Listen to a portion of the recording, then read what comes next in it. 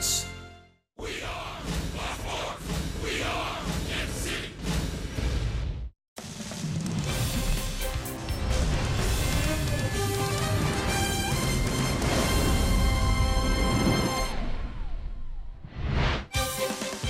It's a gorgeous afternoon in Boston, Massachusetts, where we come to you from Fenway Park for the final game of this series between the Royals and the Boston Red Sox.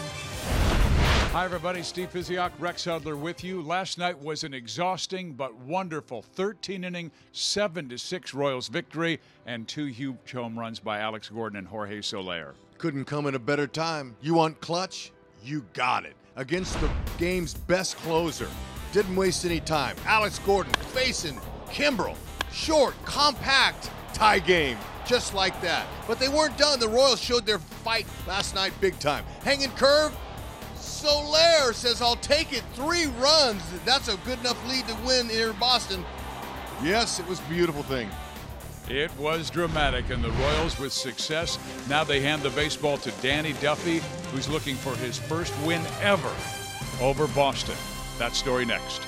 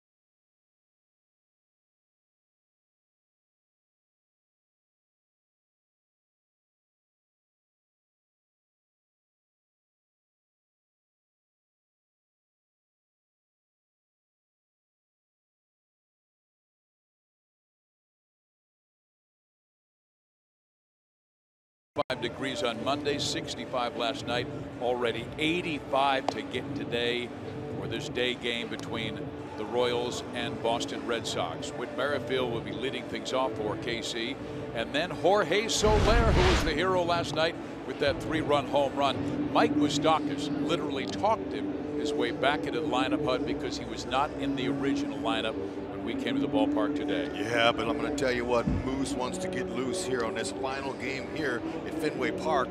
It's the final one of the season, but it's a day game, ball flies, he wants to be able to get a hold of it. And man, I'll tell you, it can't get any better at 83 degrees. Now they're facing a left-hander named Drew Pomeranz. This young man's had a difficult time early this year in his 2 starts, having a hard time getting this breaking ball over.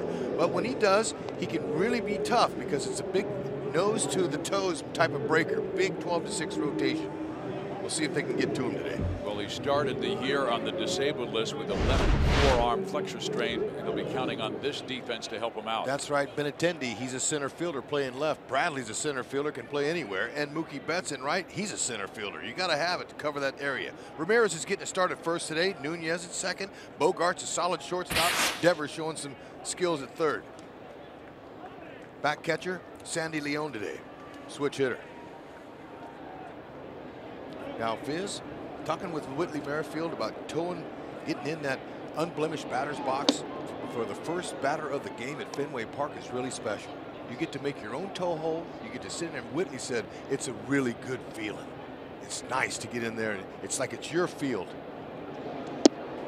Day games in this ballpark are really special because the colors really come out the way it's framed at Fenway here in the city of Boston. The green, the Fenway green, that day.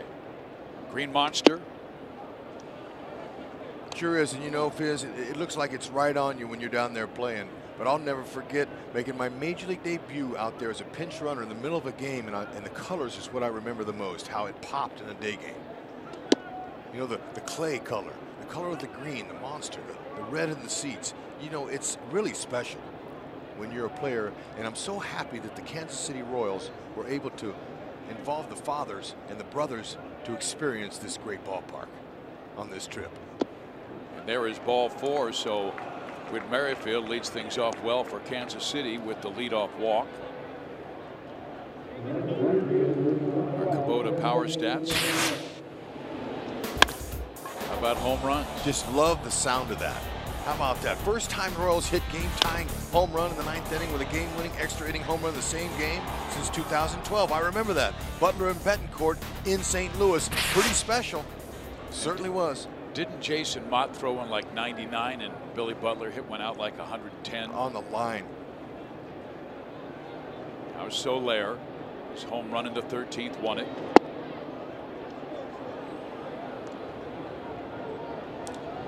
Very comfortable. You're going good. You're seeing a lot of pitches. Getting a lot of walks.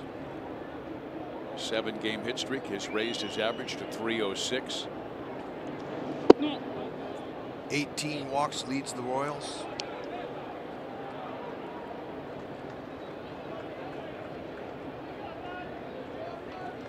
He's been a little concerned about Whit Merrifield at first base. We told you he started the year on the disabled list because of a left forearm flexor strain and has not pitched well in his first 2 starts.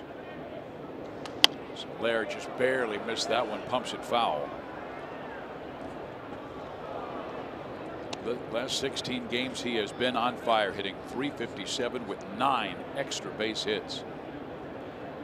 That's what I'm talking about. When you're going like that, you're in a tree. That's what ball players call it when you're going good. You're seeing the ball looks big and you're selective, you're patient. You're going to try to get your pitch, not his.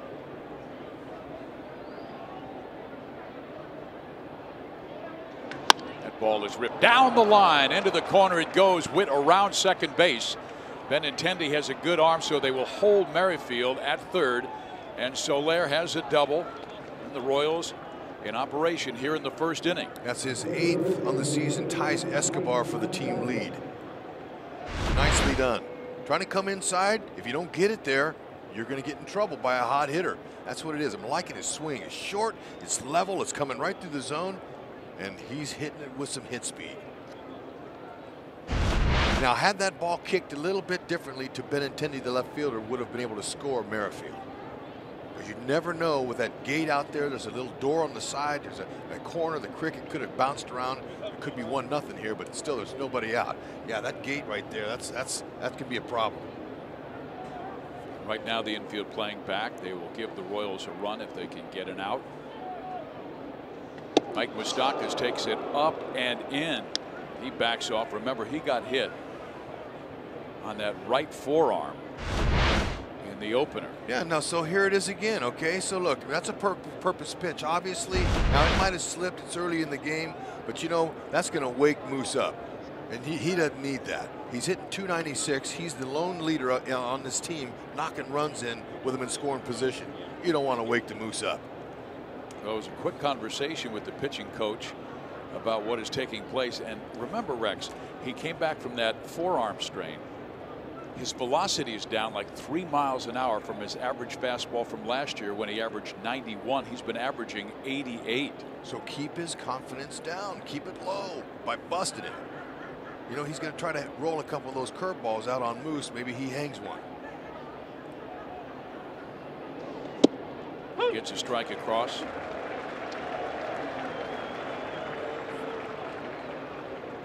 He's reached safely in 21 of the last 23 games, hitting .330. He was the Royals Player of the Month of April with 35 hits.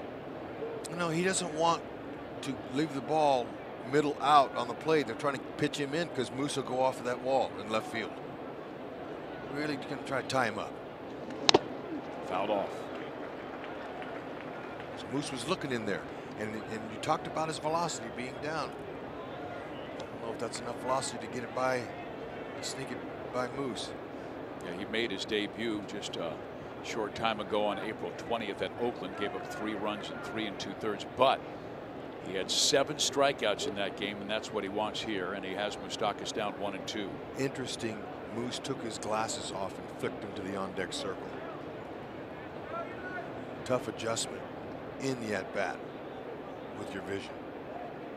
Must not have been seeing it.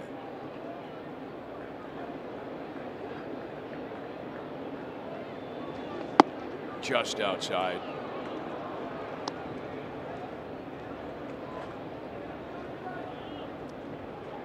We have seen some ball players go with either the yellow or the amber sunglasses. Yeah, amber. Much like a skeet shooter does. Yeah, but amber's too bright in the day. Yeah. You need a darker, different kind of shade. Amber's good for twilight, maybe early evening games. Top foul out of play. Okay, Moose seeing some pitches now, and it looks like Pomeranz hasn't even attempted the curve. Let me show you his pitches. Fastball, curveball. That's the combo he uses. Cut, fastball, changeup. He's in trouble with the lack of velocity this year if he can't locate that fastball. But so far, opponents haven't been doing much off of it. And he will throw a lot of off-speed pitches to left-handers.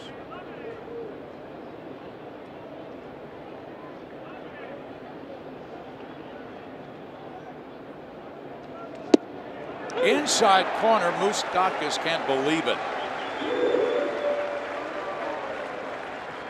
Well, the big breaking ball that we talked about, it froze Moose, and it was inside, but it locked him up. Anything close, you just got to be hacking with runners at second and third. You can't let the umpire call you out. I mean, he throws that curve as much as any pitcher in baseball. Right last year, he was #1 throwing it 37% of the time, and now he will face Salvador Perez. That's our Toyota League leaders. Gets away, and the ball bounces directly back to the catcher Leon. So a break for Boston or Merrifield would have scored easily. Witt may have jammed his leg when he put the brakes on to go back to third. Not a great job and a break for Kansas City too, because Whitley could have gotten too far off and they would have gotten an easy out there. Can't afford it. They got to get a run here. Look at that. Whitley took 3 or 4 hard steps down the line and was tricked. Deflection of the ball. Royals have had a tough time coming through with runners in scoring position this year. That's been well chronicled. They're 185 average, dead last. Little bit surprised that Moose didn't at least try to swing at that, foul it off. It's all right. Those are your run producers, and they would like to do it. Now Leon's talking to him a little bit, saying, "Here, look, now you got yourself into some hot water here. It's 2-0, and Salvador Perez, he can make it 3-0 in one swing. So you better be careful here with your location." He has a fastball, curve, cutter, change combination. Throw the changeup more to a right-handed batter like Perez than he does to a lefty. He's only thrown it 4% so far early this year. Not having a lot of confidence with it. Tries the big loop and curve. Salvy's 3 for 5 in his career off a 7-game hitting streak. Make it 8 here. Be big for Duffy to get the lead before he even toes the slab. In the air, that'll be deep enough. Back is Jackie Bradley Jr. He'll make the catch. Go back.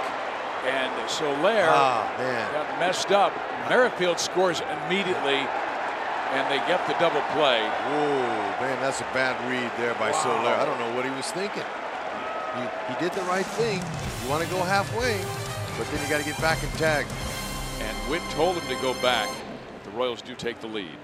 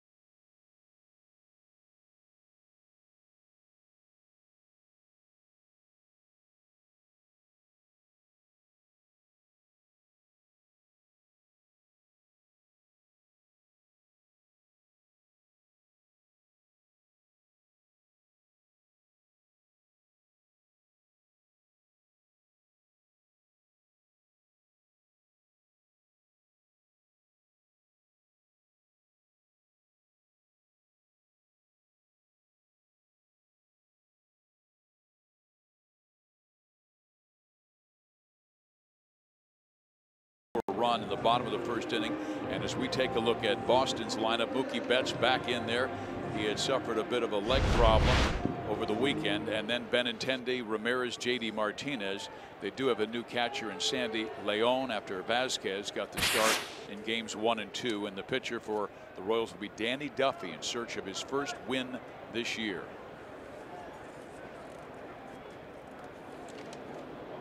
Now pitching from that full windup, and he gets a strike across to Mookie, who's hitting .337. That is 4th best in the American League, behind Manny Machado, Jose Altuve, and D. Gordon. It's up the middle for a base hit.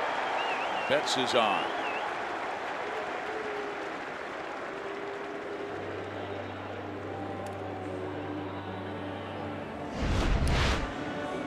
Royals forward around the horn. Royals defense. Soler in right field. Gordon's playing center today. He loves that opportunity. John Jay in left. It's tricky out there with a monster. Moose, Escobar, Merrifield, Cuthbert at first. Drew Butera behind the plate. Wanted to put down the right signs for Duffy. Moose over there at third base talked himself into the lineup. Said, "I feel good. Let me go out there and make a couple plays for Duffy." Right-handed dominated lineups Duffy usually faces, although there are 3 left-handed batters in Alex Cora's lineup today, including Benintendi, who is only 2 for 21 off lefties this year. Duffy has induced just 1 double play this season. Strike in there. Fastball, breaking ball, changeup.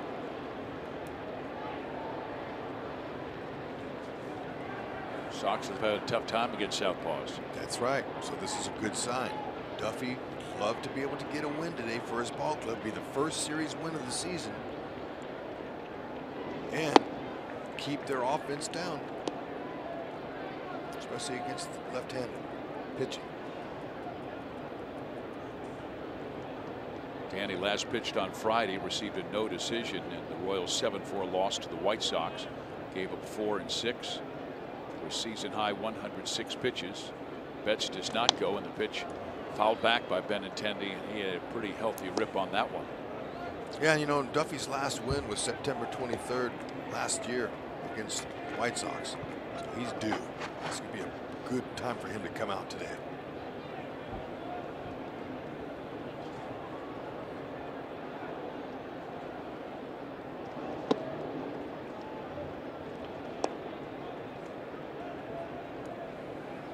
Benintendi does have a good eye, 17 walks this year, 20 home runs last season, has just one this year.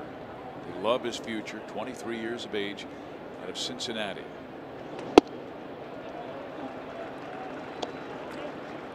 Duffy can be tough on the base runner. He's got a nice slide step. It'll cut the time between when he releases it and the catcher gets it in. He's got a step off move.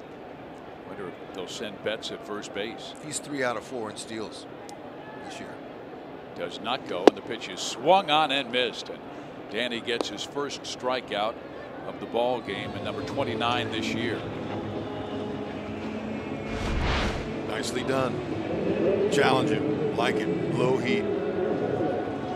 It's right where he wants to stay. That part of the zone.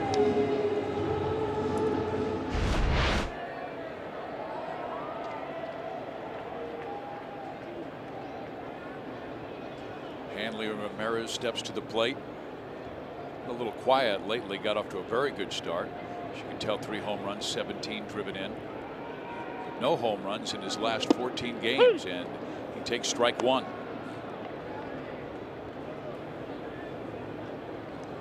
Hanley enjoys left-handed pitching so far this year. He's hitting .348. I think they like all pitching. Lead the league in batting, .271. Second in runs scored, 5.7. Good off speed, and way out in front was Ramirez. That's what you want.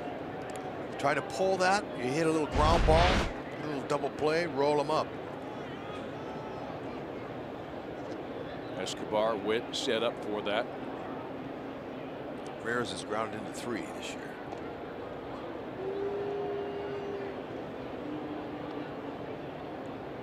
Mookie Betts, he wears a sliding guard on his left hand, a lot like Whitley. Protect those fingers. If you're a ball player and you got something, you have an injury to your fingers, you're in trouble.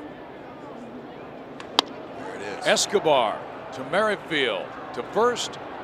Off the bag is Cuthbert, and he tags the runner as he passes by, and that is a 6-4-3 double play. Nice play by Chesler. That's an athletic play. Early he was tested. Fantastic job, and he can move his feet. He's quick, like a cat. Big pickup for Duff.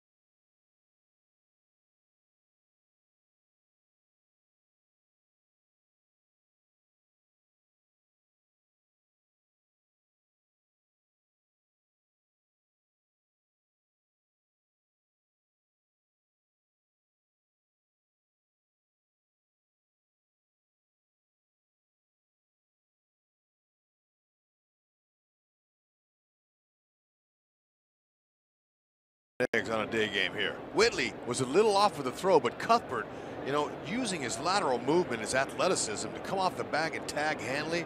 What a nice pickup for Danny Duffy. Save that pitch count. Now Cuthbert will lead things off here in the Royals' second.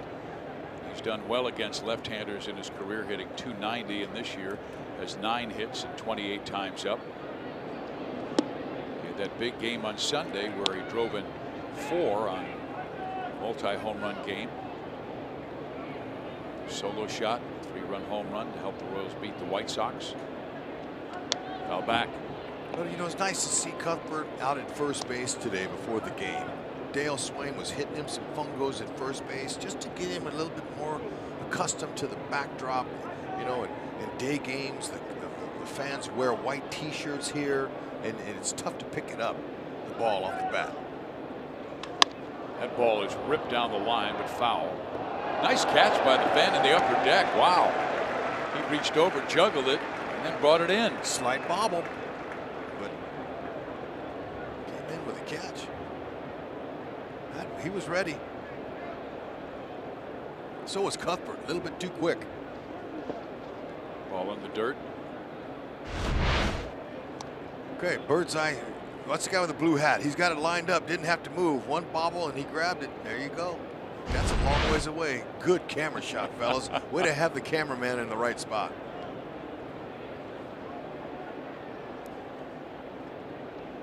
It's amazing. In the 3-game series here, never been here when it was 45, 65, and 85 degrees. Monday was miserable. Rain. I mean cold. to tell you, we went from winter, spring to summer in right. 3 days. That's a good point. Today is glorious. It is. A swing and a miss by Cheslor Cuthbert. And he will strike out. If the Royals hit a triple in today's game, the Kansas City Honda dealers will make a $1,000 donation to the Kansas City Major League Baseball Urban Youth Academy. Great cause. And I understand it's going to rain tomorrow. There's an 80% chance of rain in Kansas City, but after that, good weather this weekend, Friday, Saturday, and Sunday, as the Royals host the Tigers. Now John Jay, who had a terrific game, 4-hit game last night. Could have showed you that $1,000 for a triple donation. John Jay could do it here. This ballpark, man, there's all kinds of nooks and crannies in the outfield. Hits that one well up the middle, and he now has 5 hits in his last 2 games. Had breakfast with his father today on the father and brother trip, and his dad was telling me he's from Miami. John's played for 3 different organizations. Good swing. Cardinals for 6 years, the Padres, the Cubs. None of those organizations did anything like this. Invite the dads to come on the trip, experience what their sons go through from a day-to-day standpoint, and he is just beside himself, praising the organization and the importance of family and the importance of fathers and sons and brothers, and that's just really special to see the dads excited like that. And they all wanted to thank the man whose name will go unannounced because he never likes to receive the praise. So we do not talk about him, but he has done such a great job in setting this up.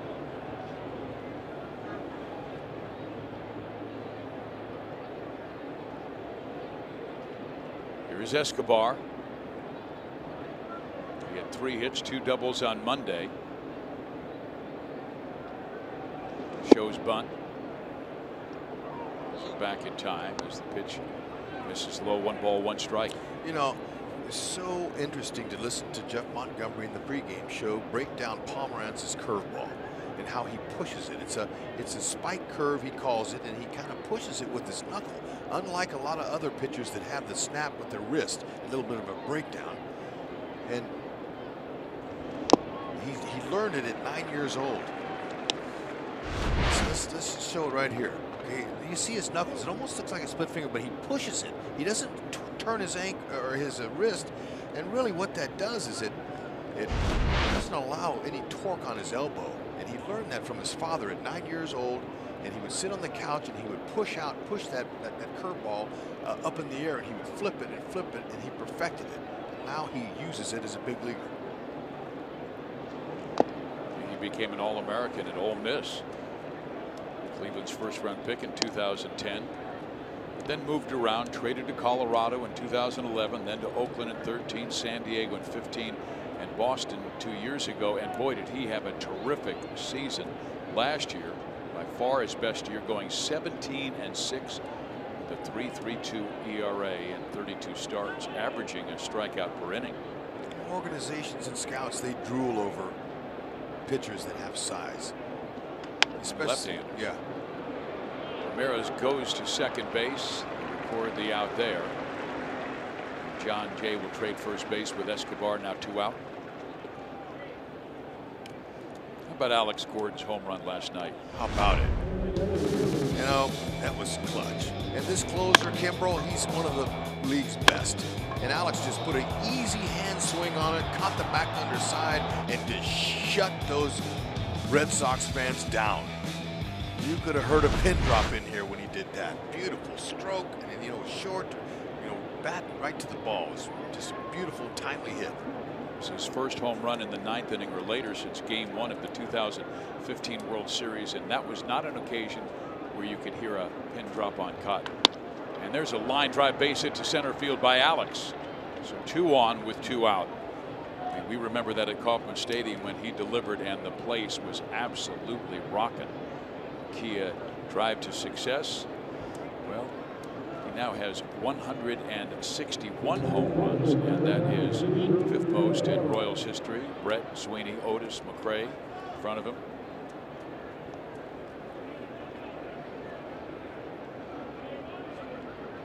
Now visiting with Hanley Ramirez.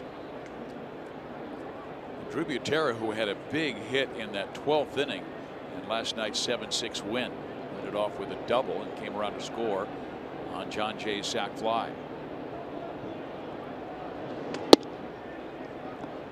Drew 0 for 10 off of lefties this year. He's due to check in. Royals at 185 with runners in scoring position would like to up the mark. Really good arms in the outfield. Jackie Bradley in center field. He can really throw. Strike. 1-1 count.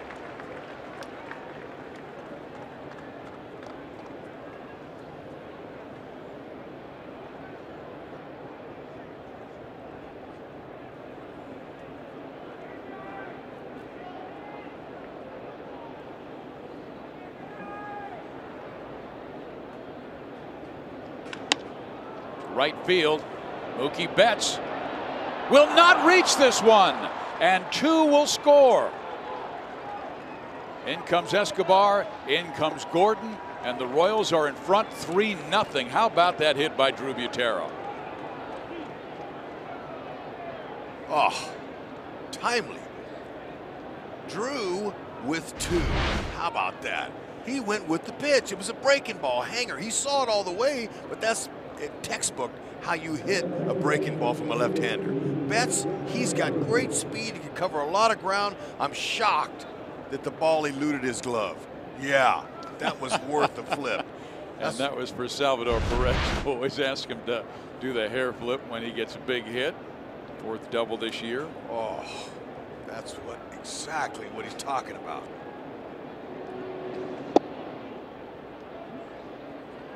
Royals trying to dent the confidence of Drew Pomerantz, who's had 2 straight rough starts against Oakland and against Tampa Bay, coming back from that left forearm flexor strain.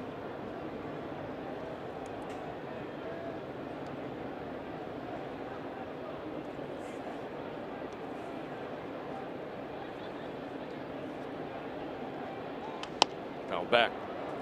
Whitley had his A swing there.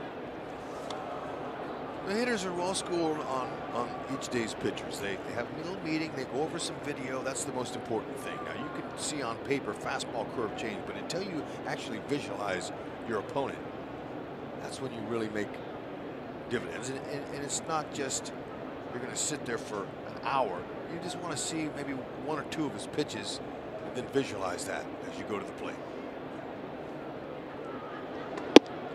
I know it's just a small sample size, but Kansas City bats beginning to come around. They've hit 287 in the last 4 contests and starting well in this one with 3 runs in the first 2 innings. See, but the difference is the clutch hit. That was so needed by Butera right there. I mean, what a big pickup. Duffy sitting in there in that Royals dugout thinking, all right, man, give me some padding, fellas. This is it. I'm going to take you home. I'll bring you home today.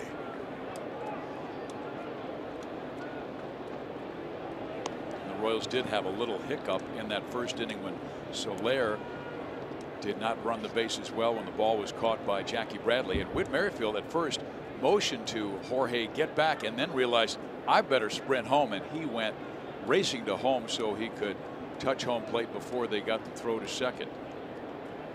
Run would score.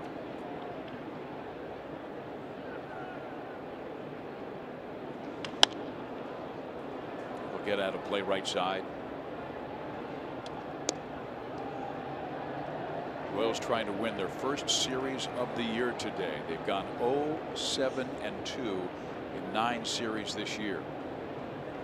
Slowly but surely, they're gaining the confidence, and that win last night was huge. They showed the fight that they got in them. I liked it all started when Salvador Perez didn't like what the shortstop for the White Sox, Anderson, did on a homer. That kind of woke them up a little bit, and now they're like, you know what? Let's start battling. Let's start taking each pitch. Battle. Up the middle, backhanded by Nunez, and he'll throw out Whit by just a half a step, but Drew Butera comes through big time with 2 out.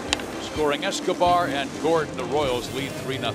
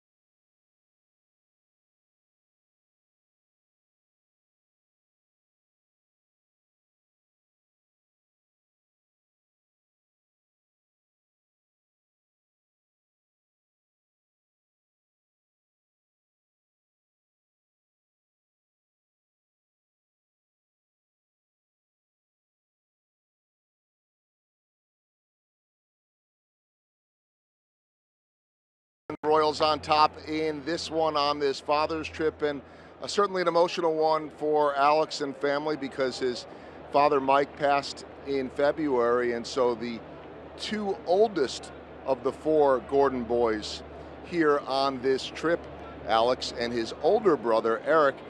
Now, talking to Eric today, guys, he said that when he was the senior captain of the high school baseball team, Alex was a freshman. He played some JV and varsity, and then after that, on the Legion team, Alex played up 3 years younger than Eric. And at first, Eric said, and there is, well, there'll be Soler on this one saying no to Gordon. But Eric said, you know, I don't want my little brother on the team, but he said it was the best season ever. And that is when Alex moved from third base to left field to make room for his older brother. Eric was at third, Alex was in left. As for yesterday, Eric hitting 2 home runs in that batting practice session for the family, and then Alex had that big home run in the 9th, and Eric saying to me, I think old Dad was smiling down on that one, and I said, on whose homer, yours or Alex's? And he laughed and he said, probably mine. Wow, look at the bat speed Eric's got. Look at Alex taking video of his brother going deep. That's nice. Great story, Joel. And by the way, congratulations to Alex, because in the offseason, he was named into the Lincoln Southeast Hall of Fame. Very, very deserving both in baseball and football. He was all-state in football. Don't get a chance to go to the University of Nebraska very often, but Cool. when I do, it's nice to see Alex's name on their beautiful building that they have, their indoor complex for their baseball team, you know, and really happy to see Alex starting to swing the bat like he's capable to help this ball club. Way to go, Duff. Gets Xander Bogaerts. They had a check swing. They did appeal, and the umpire at first base said he went. I'll tell you, that 3-run lead's got him some confidence. You see how far on his front foot he was? Fooled him. So now 2 outs. The kid, Rafael Devers, one of their top prospects, just 21 years of age, takes a ball. He had 2 doubles in yesterday's game. Takes a mighty rip, and that's where he's been vulnerable. Fastballs away. He's 1 for 20 this year on fastballs middle away. Duffy staying there. Most hitters will tell you they're pull hitters.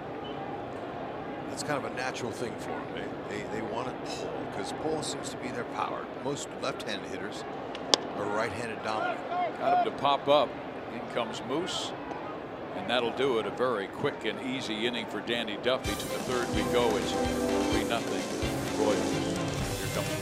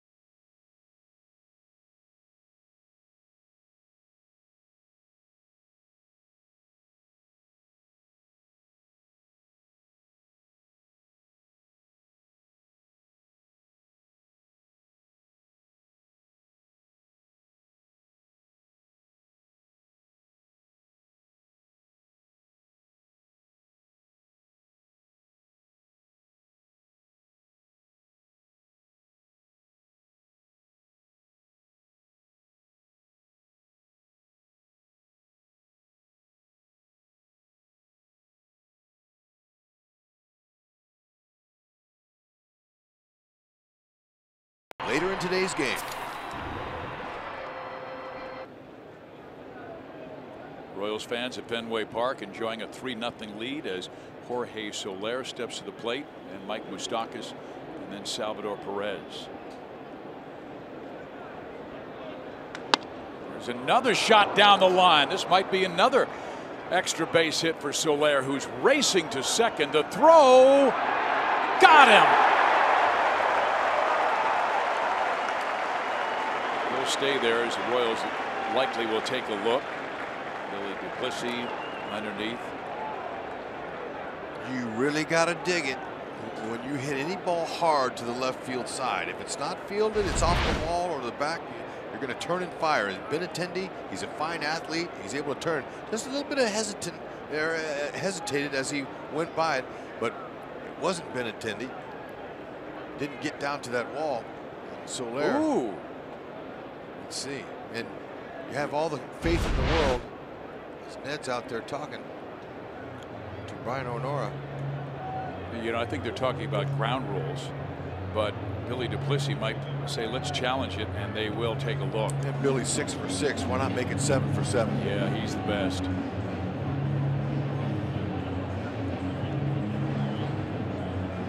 Well, the great thing, when Jorge hit it, he came out of the box right now. He knew he'd have to hustle to get that double, and he has been so hot. That's now 13 hits in his last 29 times up, and 5 of them have been doubles. I think his foot hits that bag before that tag is applied. Yeah, and you know, it wasn't the greatest of tags by Eduardo Nunez. Okay, see how far in back of the bag he is. He's got to be able to put himself in a better position and slap that tag on. It looked like he was reaching. See how he's reaching? Step right up there and slap that tag on quickly. This is officially a Kansas City challenge.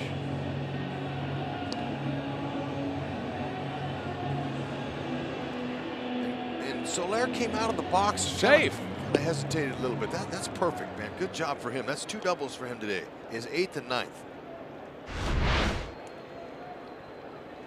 Good slide. Look at him going right to that far corner of the bag.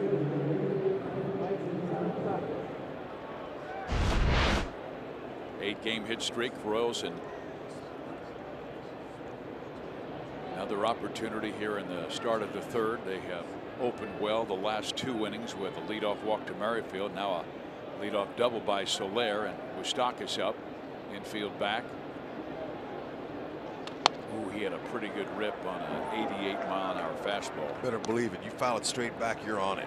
I think Moose took a little bit of note from the first time up.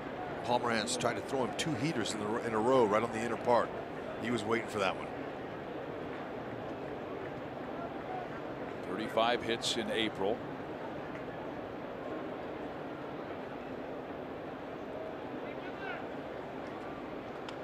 Check swing, base hit left field. Soler is going to have to stop at 3rd base. He had to make sure that Devers did not make the catch. Well, he's been doubled up once today. Last time on the bases, he definitely didn't want to get doubled up again. So Moose going good whenever you hit a check swing knock like this.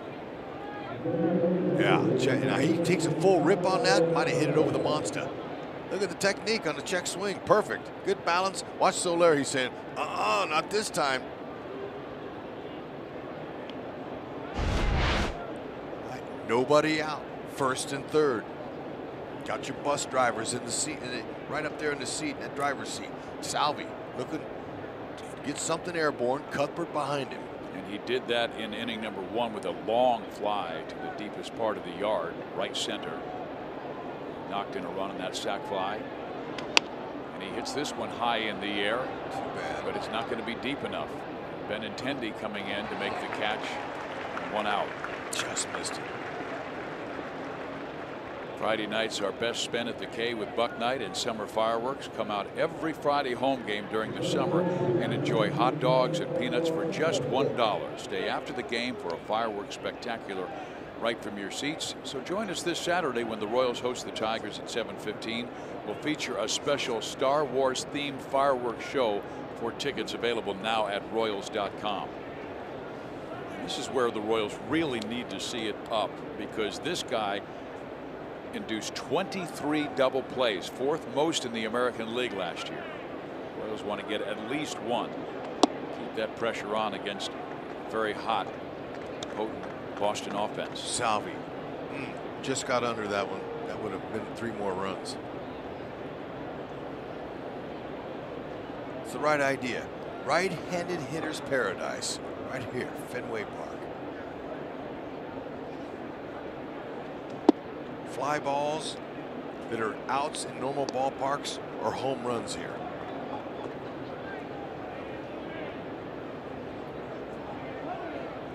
Soler doubled, Moustakas singled, Perez popped up. Favorable count to Cuthbert, who struck out swinging his first time up on a Pomeranz curve. There was again Leon daring Moustakas to go. He did not. Would have been great. Heck, if Moose could have advanced to stay out of the double play on that one.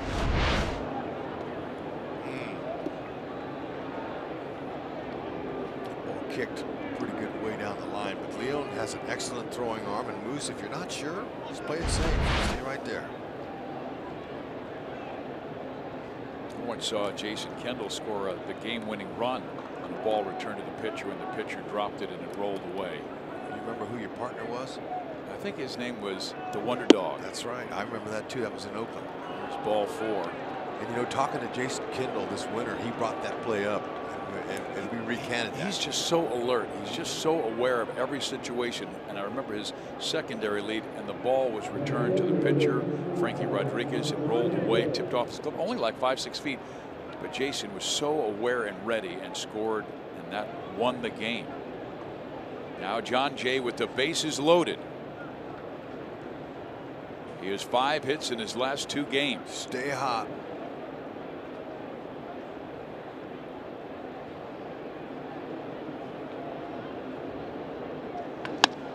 Oh man, a 4, a 6, and a 3, and the Royals are done in the 3rd.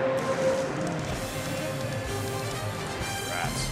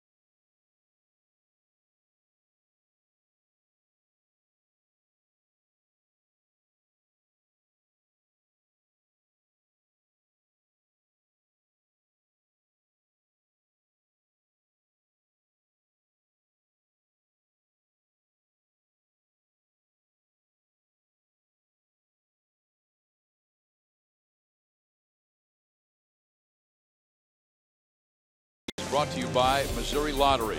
Every ticket played gives back to Missouri schools, so play it forward with the Missouri Lottery.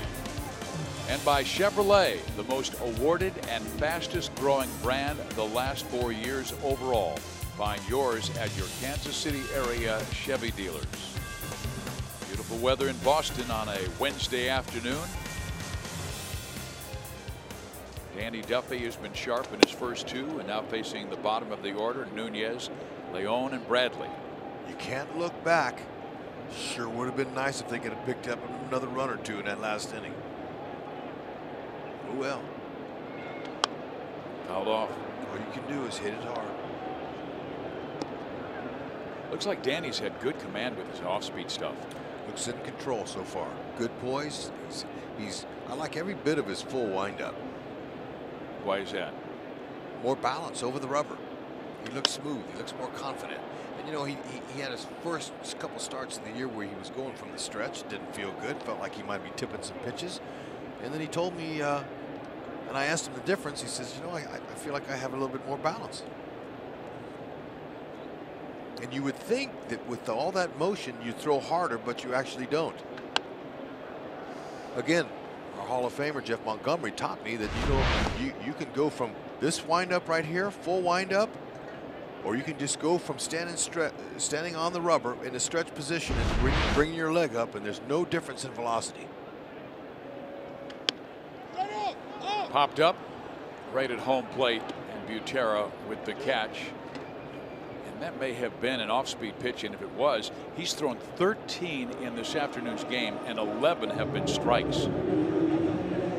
Parents, sign your kids up for Slugger's Blue Crew to get your little ones geared up for baseball season. Membership includes a Blue Crew jersey, flat bill snapback cap, drawstring bag, 2 compression sleeves, 2 home game ticket vouchers, and much more. Membership is just $30. Sign up now at royals.com/Blue Crew. Now Sandy Leon, he goes after the first pitch, pops it up right field. Soler calls off Merrifield and makes the catch. And Duffy very pitch efficient in this game. Just 26 pitches to get 8 outs. Boy, that's amazing for Duffy. Typically, on a Danny Duffy start, the opponents are fouling pitches off in the stands, and usually it just taxes his pitch count. But so far, so good. We'll keep our fingers crossed. So will Cal. Well, he's the one who talked to Cal about going back to that full windup, and he said it just feels more comfortable. In there for a strike, Jackie Bradley, who is 1 for 9 in this series.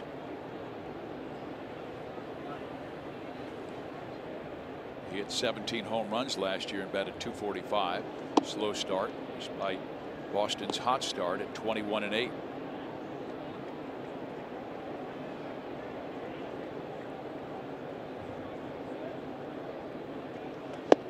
Big swing and a miss.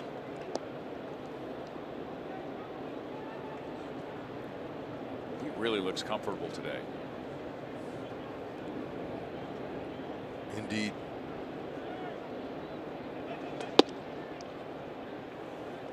I mean, it's the first 83-degree summer day they've had. You're right. I mean, you know, this is baseball weather.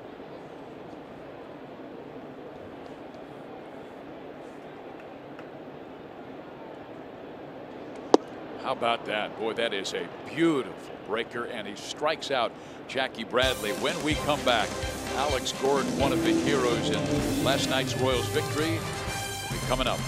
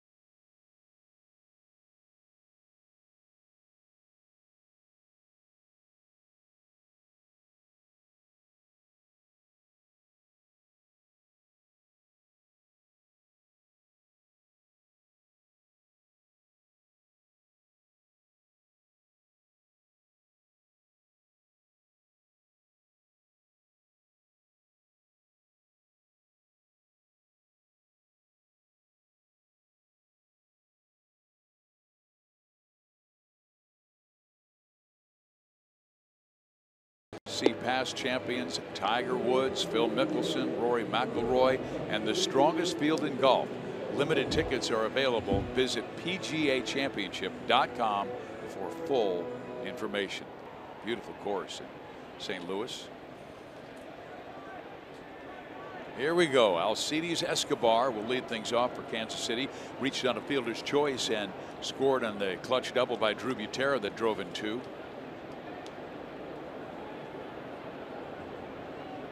Royals have had Pomeranz in trouble every single inning. Keep it up. Matter of fact, could have had him out of the ball game by now if they'd have got a few hits to fall. Yeah, he's thrown 52 pitches, and Duffy hasn't even thrown 30. 1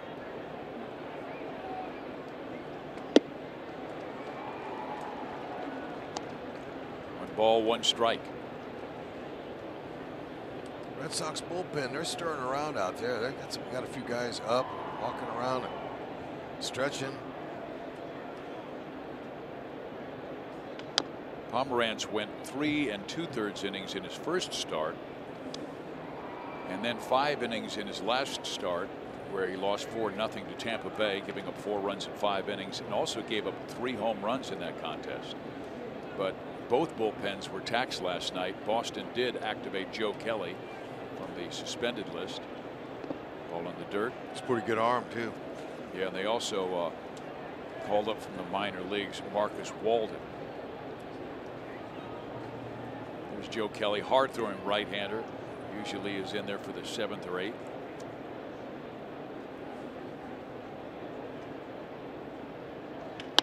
Hit sharply, and Devers can't handle it. So Escobar will reach.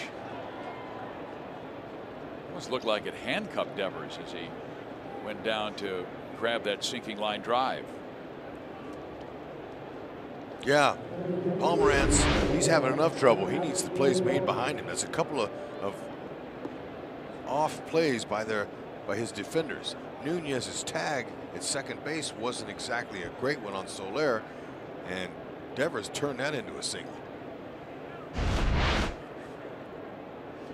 They've not made an official ruling on whether it's a hit or error. Now they are saying base hit for Escobar. Good for their official score. He turned it into a hit.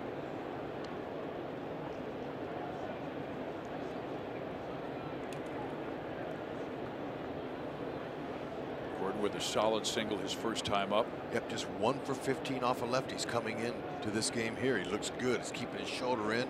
He's barreling.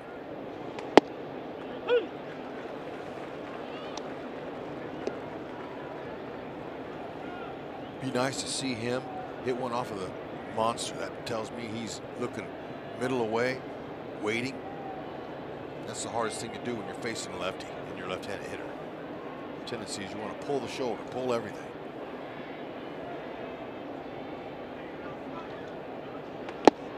Told that story last night where in his past he had 3 home runs, 1 to left field, 1 to left center, and 1 to center field. He had never hit one to right, and then he busts one in the 9th to right field to tie the game. He's got all the spots covered. He's rolling. He hit a hard line drive up the middle his first at bat.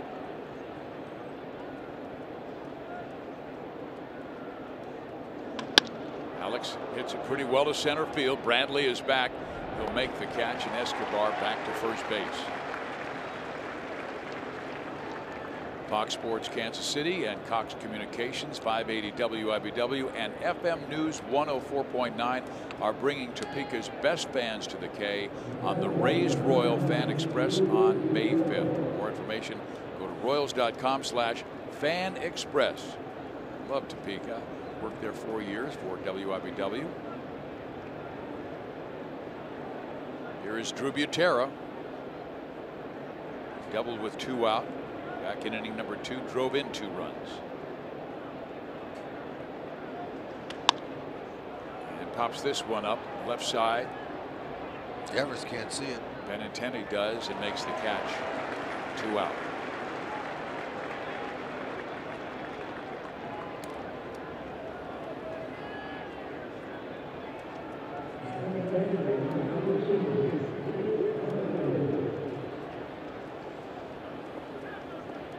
Tough Sun Field, it's hardest on the center fielders right now and the middle infielders. The sun is directly over. Right field, not quite as bad. Left field's a little bit worse, but center's the toughest right now this time of day. Merrifield has had success against left-handers and also against Boston. So maybe right man up.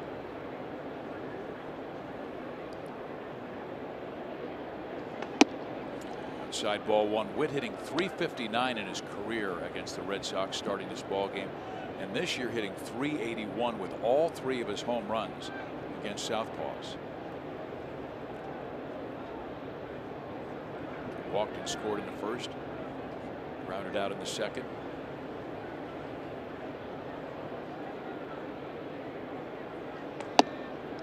Two and 0. You can tell now that with the shadow at the first base. Okay, that's what you can tell where the sun is shining to a player. Now, first base, right side's not as bad as center field. Center field's directly behind you, so you're going to get the majority of the sun.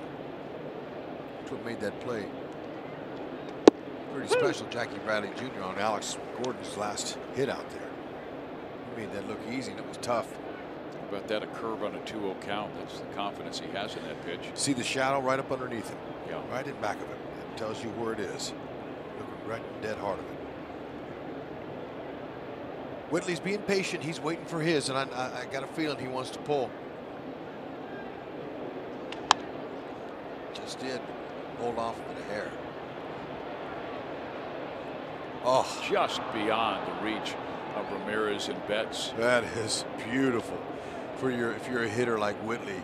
Yeah, he's coming back now. He was running the ball out. He's walking back from first base, and he's saying, "All right, I got another pitch at least." The ball there, Pomerantz would have liked to have seen caught.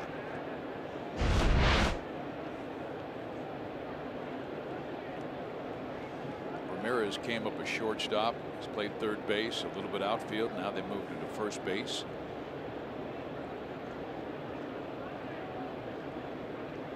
Glasses look nice, but they can't help you up there.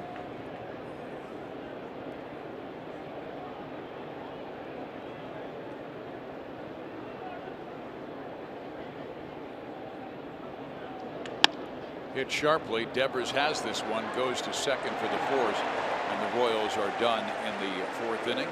No runs to hit, man left here at Fenway Park. Royals lead at 3-0.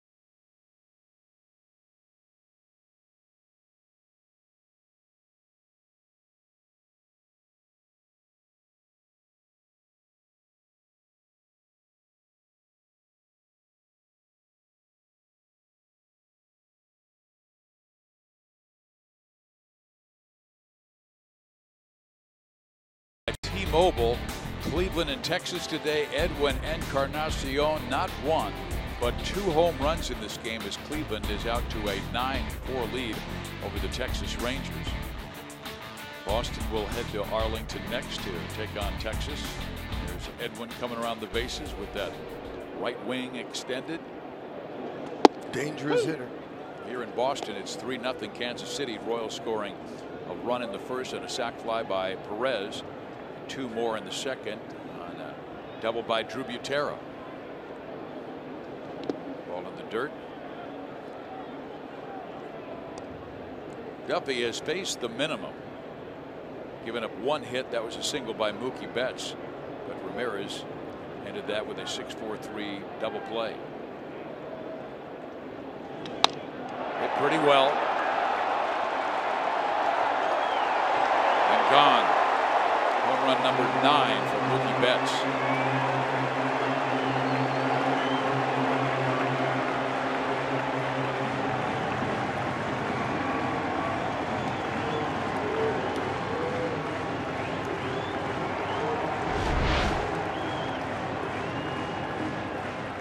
Oh, lottery replay will show you how short and compact this was. Now, they're into the launch angle here at the very end of their swings. Their hitting coach likes to have them with a little bit of lift. You can see it there. He's able to lift that one with no problem.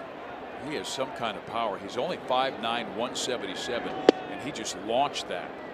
You know, it's all about hand speed, bat speed, and how much you can generate in a short distance right over home plate. Benintendi rips it down the line, foul.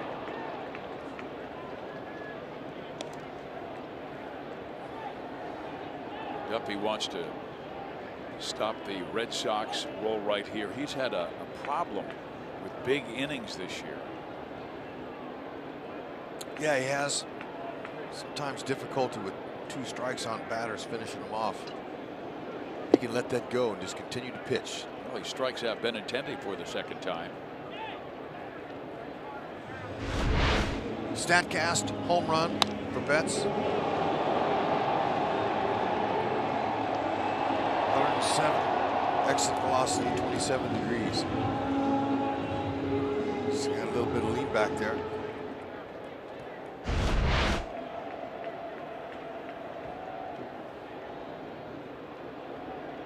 Second home run he's hit off of Danny in his career.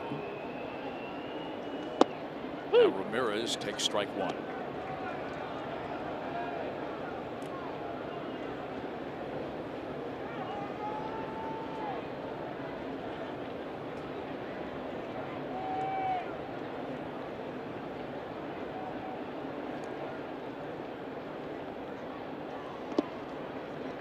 Duffy has never beaten the Red Sox. He is 0-4 in his career, and at Fenway 0-3 with an ERA almost 8.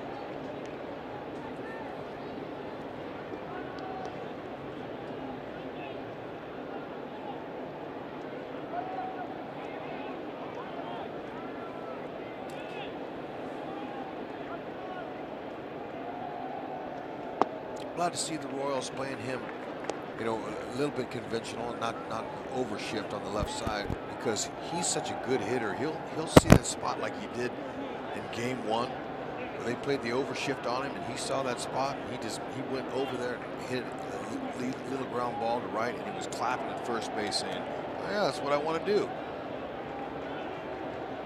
So Whitley's over on that side. He can get to anything softly rolled. Big grip on that 94-mile-an-hour fastball. Wow. he almost came out of his shoes. Wow.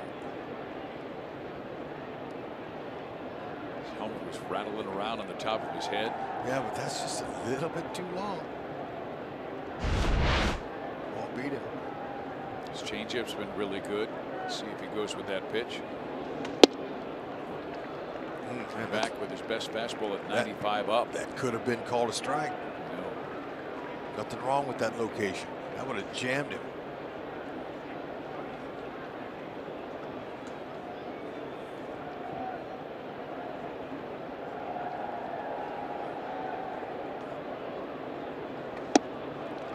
Ball 4.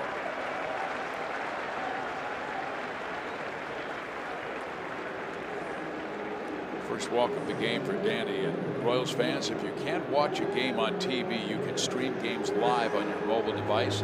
Download the Fox Sports Go app, log in, and stream the Royals. It's presented by T-Mobile. Come to you from Boston, Massachusetts. Beautiful afternoon here in New England. Temperature at first pitch was 85 degrees, not much wind.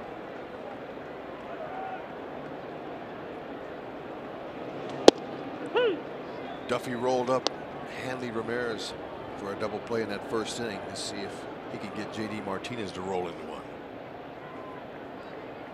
He has been very hot, hitting .417 his last 16 games.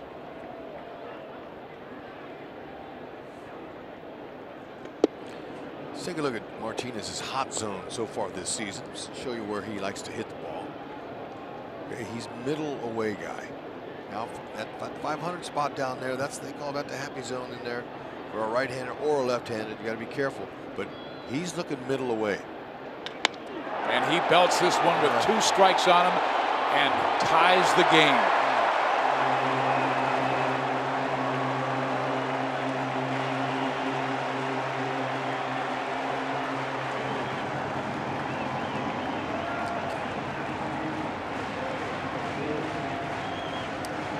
You can see he's got a natural lift. Let's show you where this pitch was. Right where he's hitting 500. We just showed you his hot zone. And that's his happy spot for a right-hander or left-hander. 0-2 count. He left him one in in the worst place, and he didn't miss it. 500 in that location.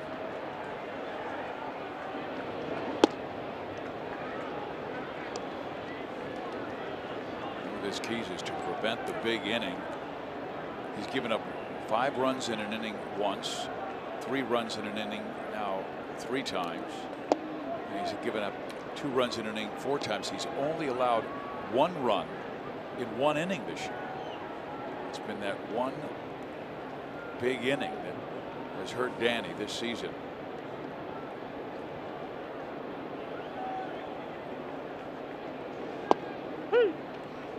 It's not easy to hold the Red Sox down, especially in this ballpark.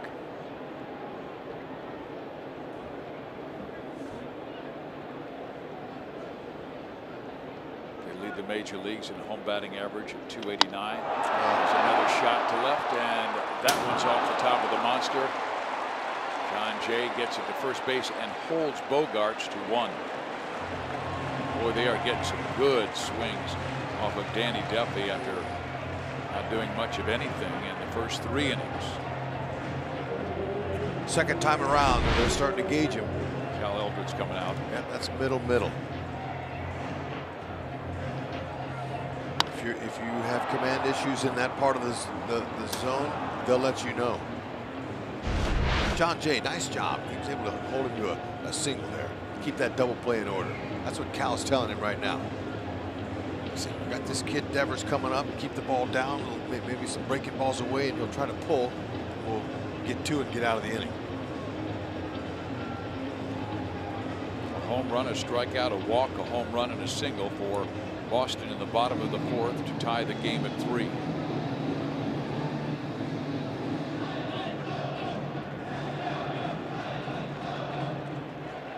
Devers popped up to 3rd.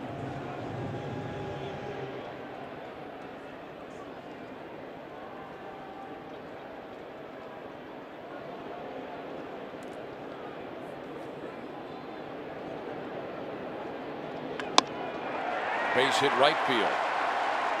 He got the ground ball, just couldn't get it at Whitley. That's what he wanted.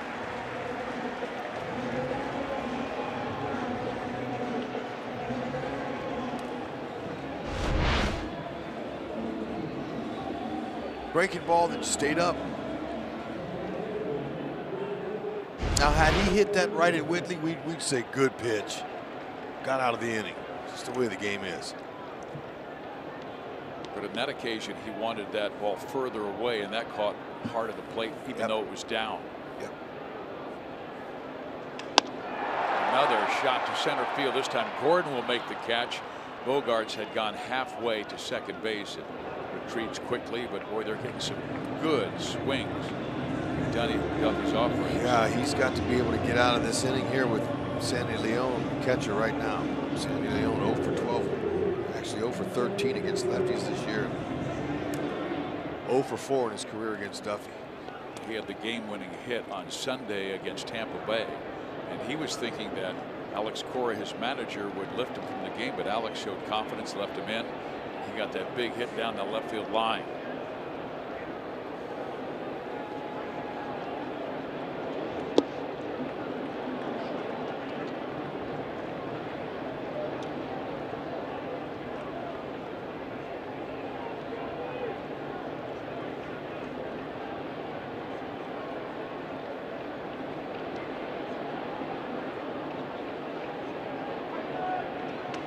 Strike.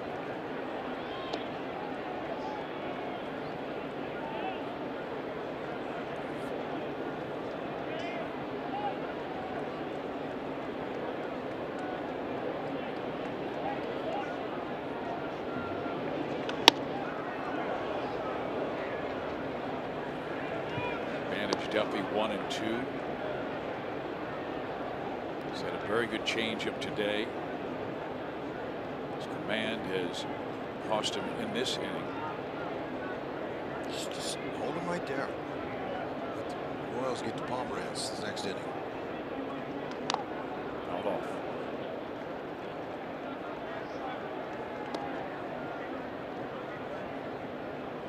Still 56 pitches. It's not bad for Duffy. Seems like almost half of them in this fourth inning. Zipped through the order the first time. Yep. Trouble the second time. Leone punches it foul on the off speed. Oh, there's fastball, beg your pardon. His swing looked like he was cheating on it. He's trying to just lay it out there.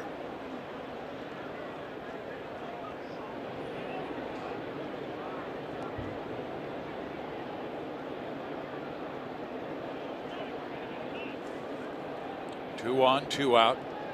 1-2 pitch, ground ball third, fielded by Moose. He goes accurately across the diamond, but 2 home runs, one by Betts, one by Martinez. Locks it up at 3.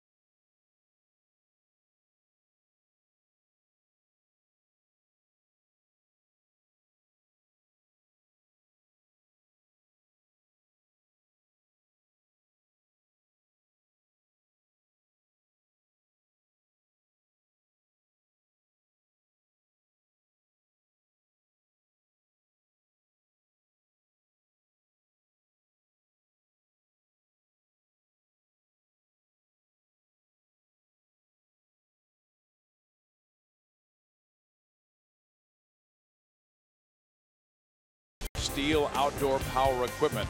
Pick your power, fuel, or battery with Steel. Search STIHL. Gorgeous afternoon in Boston. Mookie Betts went deep. 3 runs on 7 hits. And Jorge Soler, who has had back-to-back doubles to start this game, boy, he has really gotten hot. Yeah, they're trying to get that ball in on him, and they're not quite getting it in enough. And that's what he's looking for. That's out over the middle of the plate there. Good level swing. Like to get a little bit of launch angle going there and put it over the monster, but he'll take the doubles. They called him out, but they replayed it. Now, connoisseur of replay, Billy Duplessis, 7 for 7, helping Ned Yost out this year. Calls. Perfect.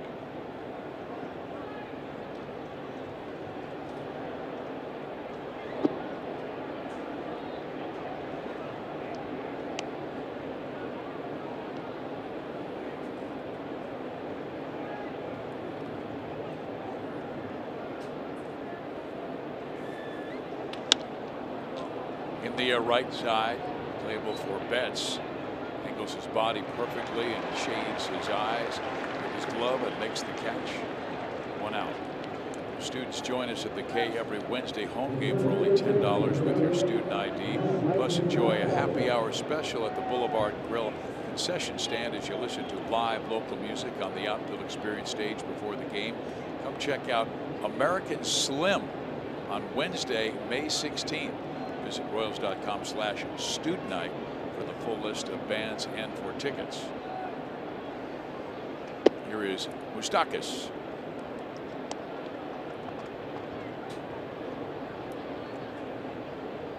Mike 1 for 2, a single to left field his last time up. The Royals had a great opportunity in that 3rd inning. They had runners on 1st and 3rd with nobody out and bases loaded with 1 out. John Jay hit into a 4-6-3 inning ending double play.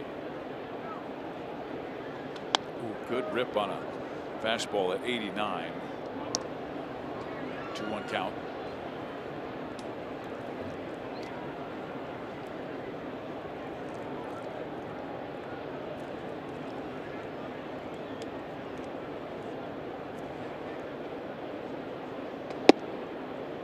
Just high, and it's a 3-1 count. Yeah, now Moose, he's looking in there. Pomeranz trying to get him out inside with a fastball since the very first pitch of him in the afternoon. This afternoon, it's third time up for Moose. And he drops that breaker in there. He does like to do that. Through the curve 37% of the time last year when he was behind in the count.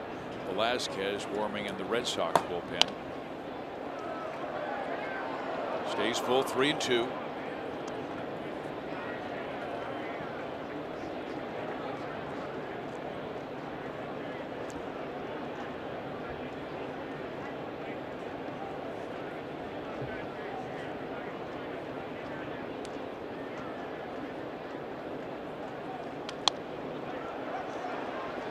We'll get back and out of play.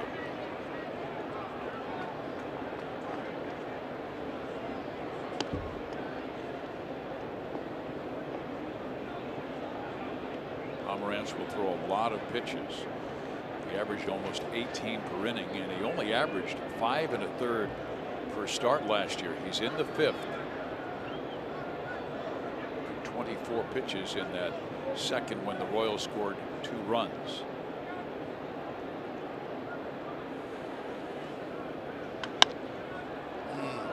Left field, Benintendi. 2 outs.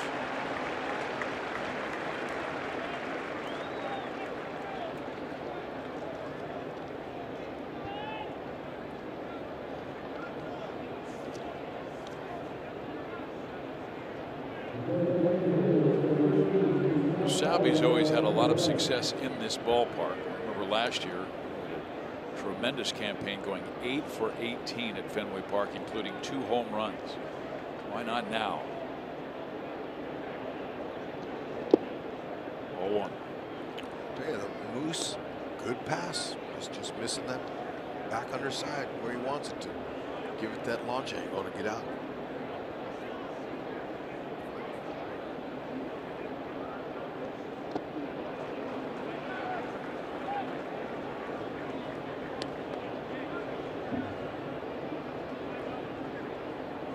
Seems like he has a better feel of that breaking ball than he did earlier in the game. Able to locate it better.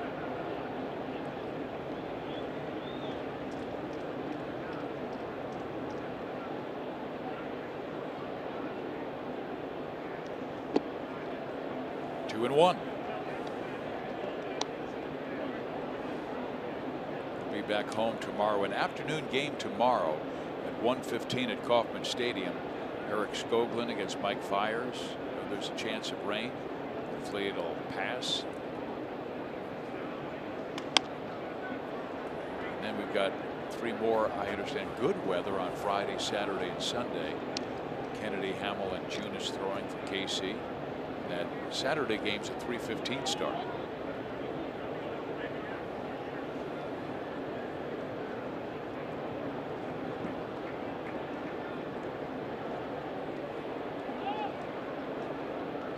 The 2-2 pitch. Push to the left side. Devers has it and throws out Perez. And for Drew Pomeranz, that's his first 1-2-3 inning of the afternoon.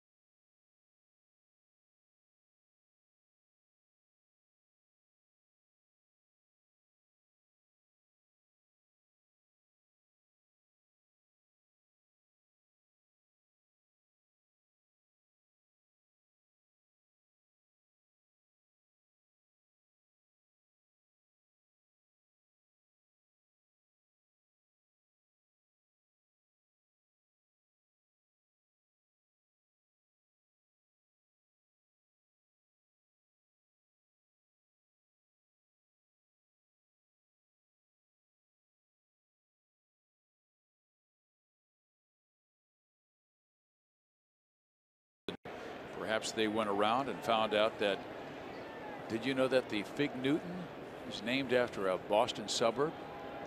Those guys were enjoying a Fig Newton. I did not know that. Huh. Is that why your nickname is the Professor? I also found out that happy hour is illegal in Boston. It was outlawed in 1984. You cannot have a bar with a happy hour special following work. Interesting. It is. Fouled off. Also, the Red Sox have a patent on a color. Fenway green, color of the Green Monster. Oh, a wealth of knowledge you are, Professor. Wealth of worthless information. Swung on and missed. Duffy struck out Bradley his first time up.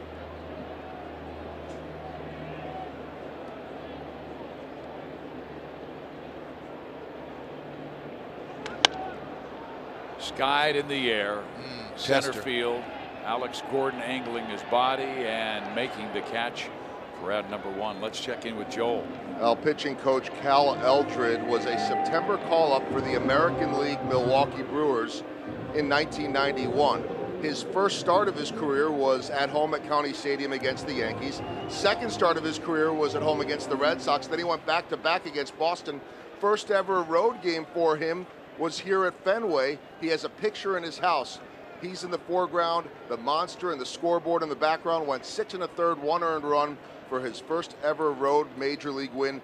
Pitched 2 games in his career in the World Series, both in relief for the Cardinals in 2004. Right here, his advice to his pitchers: just be yourself. You can't change in this ballpark or Houston or wherever you go who you are. Great advice. It's going to hook. Yeah, that's what you do. You just be yourself and not change a thing, and try not to let anything bother you, especially that big monster. And Joel again coming through with an excellent report, Fizz. He's hot today.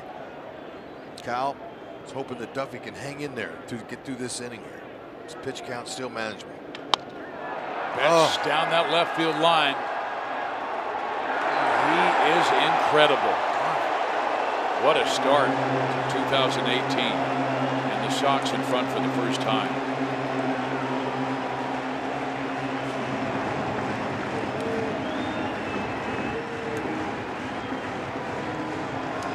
Boy, is he locked in. So he pulled Duffy's fastball foul in the second deck on the line. And then Duffy went soft on him. Okay, and again, that's middle. You can't try to get hitters out like these guys in the middle in this ballpark. And you hope they miss-hit it. More times than not, they're going to do that.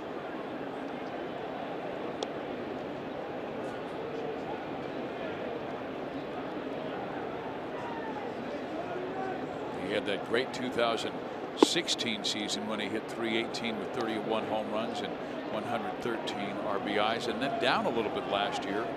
.264 average with 24. Boy, what a start. That is 10 home runs now for Mookie Betts. And that ties him with Haniger, Gregorius, and Trout, most in the American League. Yep. He's looking for an all-star opportunity. Benintendi to Soler. 2 out. Check out Mookie Betts on this breaking ball in the middle. He is top-handed. Hooked it out, 31 on Shane. 361. Might have had enough to get out of most ballparks down the line.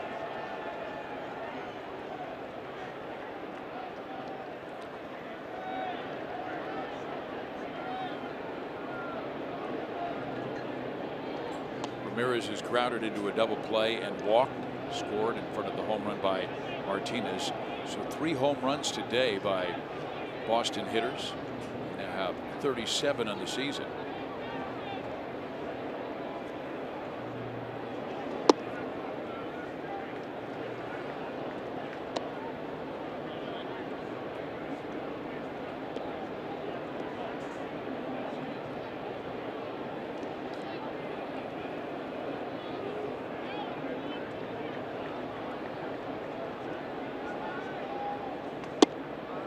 strike in there.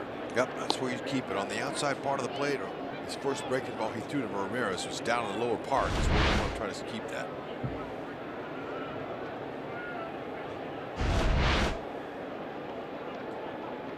Gonna repeat it here. Try to with a change up.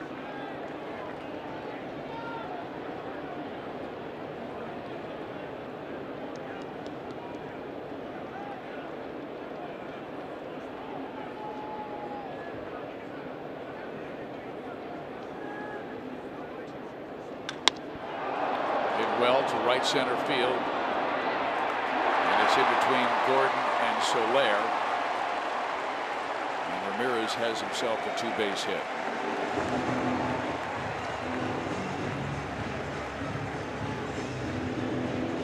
It's now 6 hits in the last 2 innings off Duffy, and they have all been well struck. Yeah, that's Ramirez's 6th double. That ball's down and in, and he stayed inside of that ball and raked it to the right center field area. There's no chance for any play to be made there. The Royals used all of their bullpen last night, with the exception of Scott Barlow, who worked a lot on Monday. So they do have a weary bullpen. They were hoping that Danny could go deep into this one.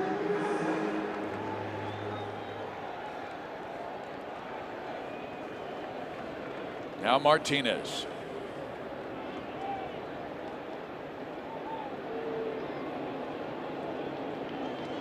And he made a big mistake to JD, because he had him down 0-2 in the count.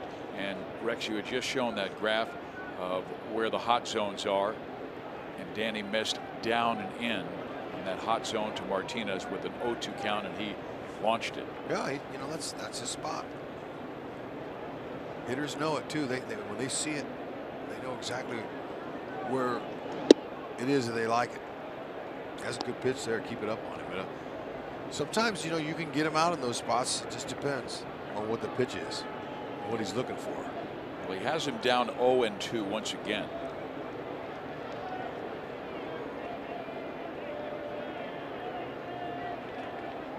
Slide step up.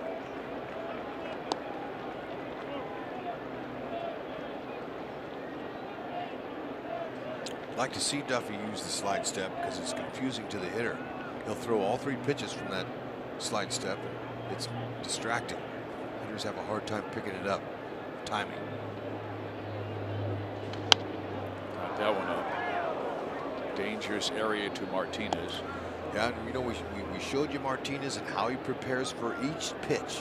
It's interesting how he stands out of the box. He looks down, takes a deep breath, shrugs his shoulders, closes his eyes, and visualizes.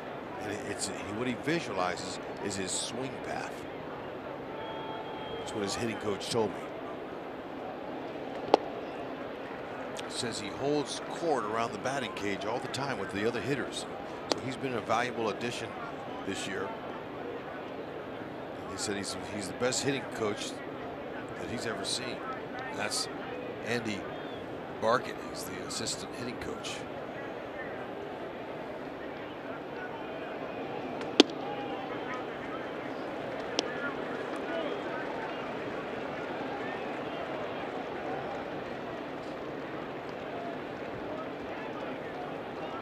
I sure could have used that, incorporated it when I got in that batter's box. My heart was beating 100 miles a minute. And then he singles solidly to left field. Ramirez will only make it to third.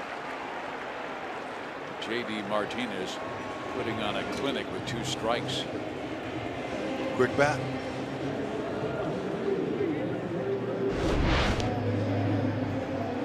He's trying to get him in there.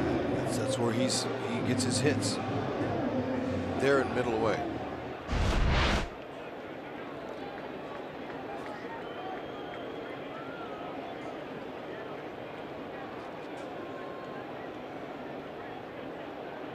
Guys getting loose. Bert Smith out there. Scott Barlow.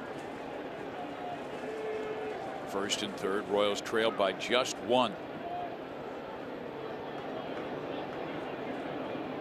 Bogarts with a mighty rip, and they're getting some healthy swings. And Danny, these last 2 innings. I'd like to see Danny pitch a little bit more inside, especially when they're getting a good part of the bat on him. Back those hitters off. Don't make them comfortable. Even breaking balls at their feet, make them move their feet a little bit.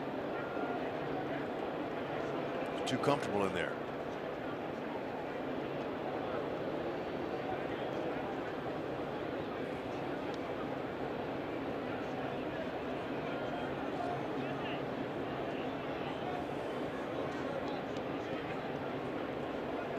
Bogaerts came off the disabled list on Friday. He's 12 hits since.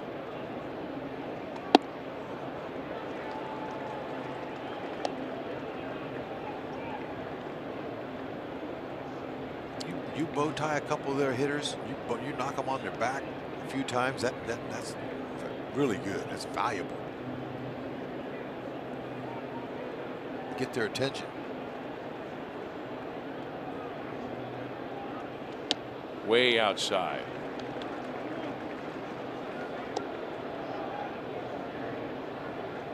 His control and his command was outstanding first 3 innings. 2 long frames, and he is laboring here in the 5th.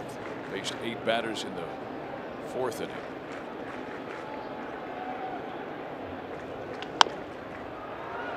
Nice play by Moustakas. Long throw. He got him. Terrific play by Mike Moustakas. I'll say, quick to his feet.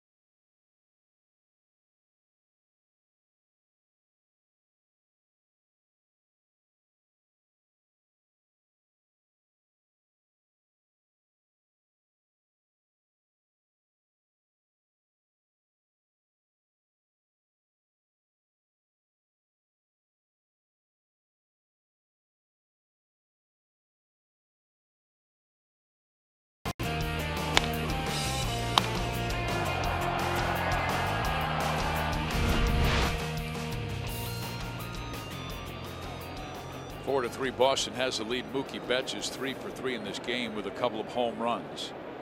Now the Royals must come back. And it will be Cheslor Cuthbert to lead things off, facing Drew Pomerantz.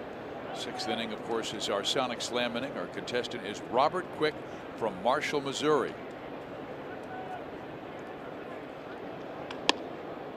There's a base hit to right field. Good start for the Royals.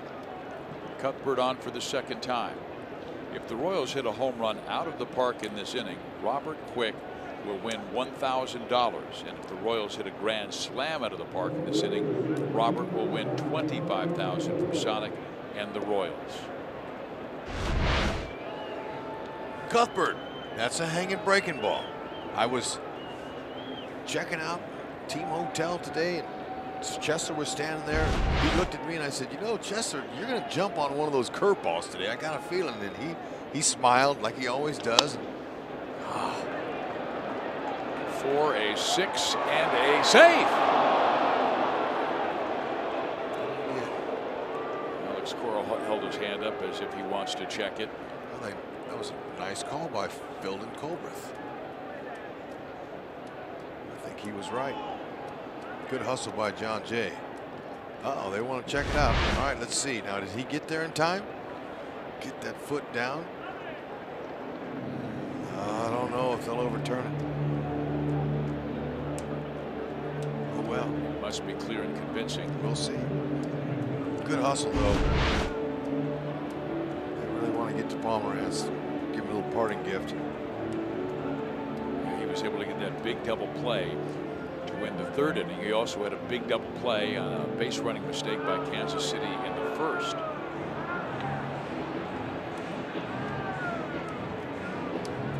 Well, they're showing the replay on the board here at Fenway, and the crowd didn't say anything. Well, that tells me it's not clear and convincing, but we'll see if New York has a better angle. One of the angles up on the scoreboard in right center field, and they have overturned the call in the field, and that is a 4-6-3 double play. 2-1 for the Royals, who had started the sixth well with the hit.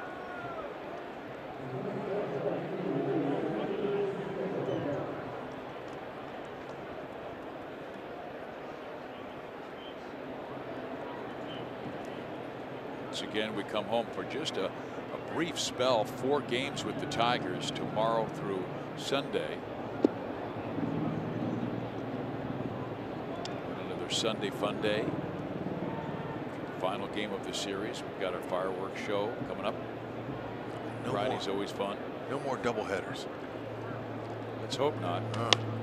Ball struck foul, but last time I checked, it looks like rain tomorrow, but it's okay. That's going to change. Yeah, it's going to. If you don't like the weather in the Midwest, just wait a few minutes.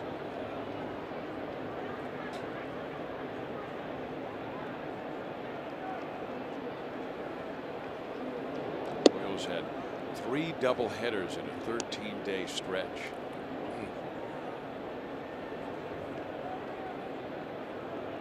Escobar on twice, reached on a fielder's choice in the second and scored on Butera's double.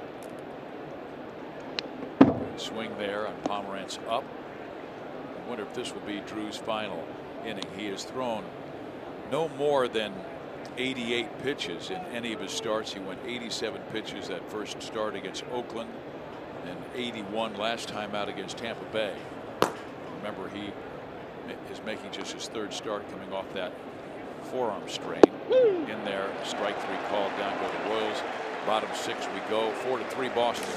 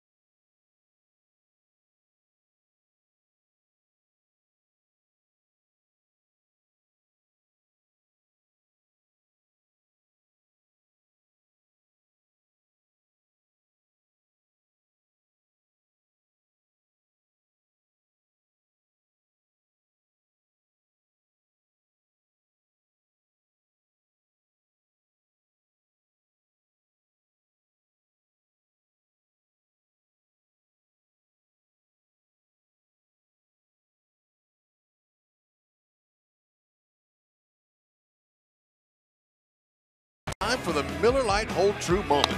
And unfortunately for Danny Duffy, Bettis, J.D. Martinez, and Bettis again accounts for all the 4 runs that they've gotten. And they hold the lead 4-3 here. First pitch swing to center field, and Escobar will make the catch on Devers, and Danny needed that quick out in the 6th inning to start things. Yeah, he did. Gave Devers a jam sandwich. He faced only 9 batters in the first 3 innings, but he faced 14 in the last 2. Gave up all 4 runs, and they've had some good swings at him, but he has controlled the bottom of the order. Nunez, Leon, and Bradley are 0 for 6. And there's our Pizza Ranch line. Only 1 walk, but it's been his command over the heart of the plate the last 2 innings, where Boston's gotten some really good swings, 3 home runs, 4 extra base hits. But he's keeping the Royals in the game.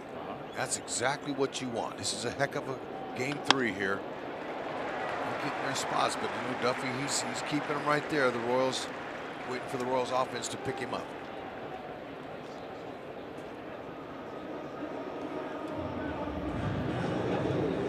So a speed guy to Nunez is on.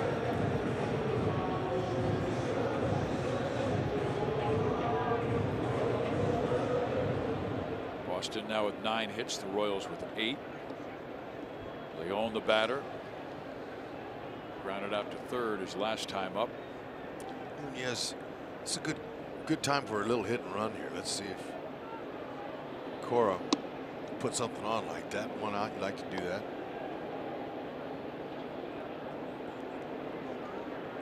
Try to get that runner to third base with less than 2 outs. And you help the hitter. Leon doesn't play all that often. When they make you swing on 1 pitch, sometimes that's good. Andy getting that ball up. That's dangerous area. He needs to keep it down. 1 out, man on, double play in order.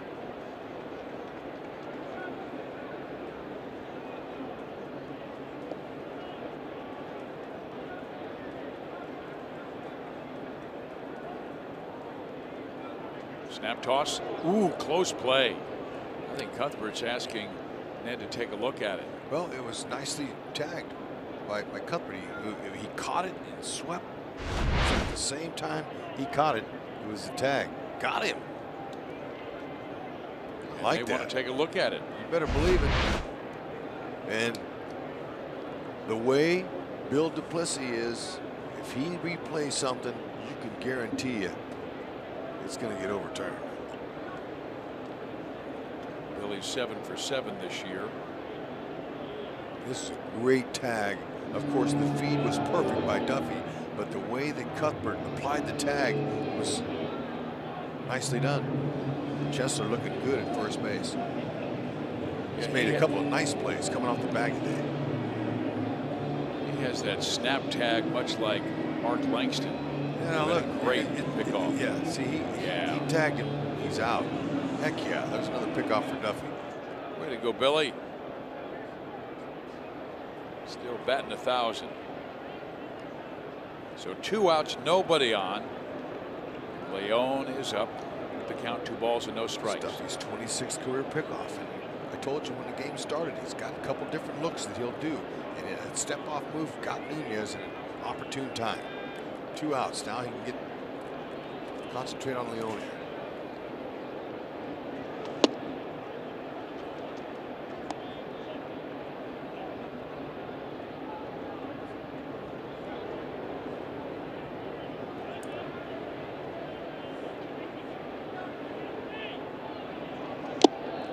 Got right back in the count. 2 balls and 2 strikes.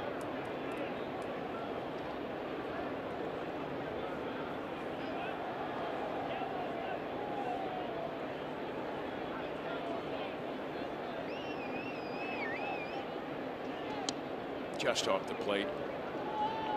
Tara tried to frame it. Get the call from the home plate umpire, Honora.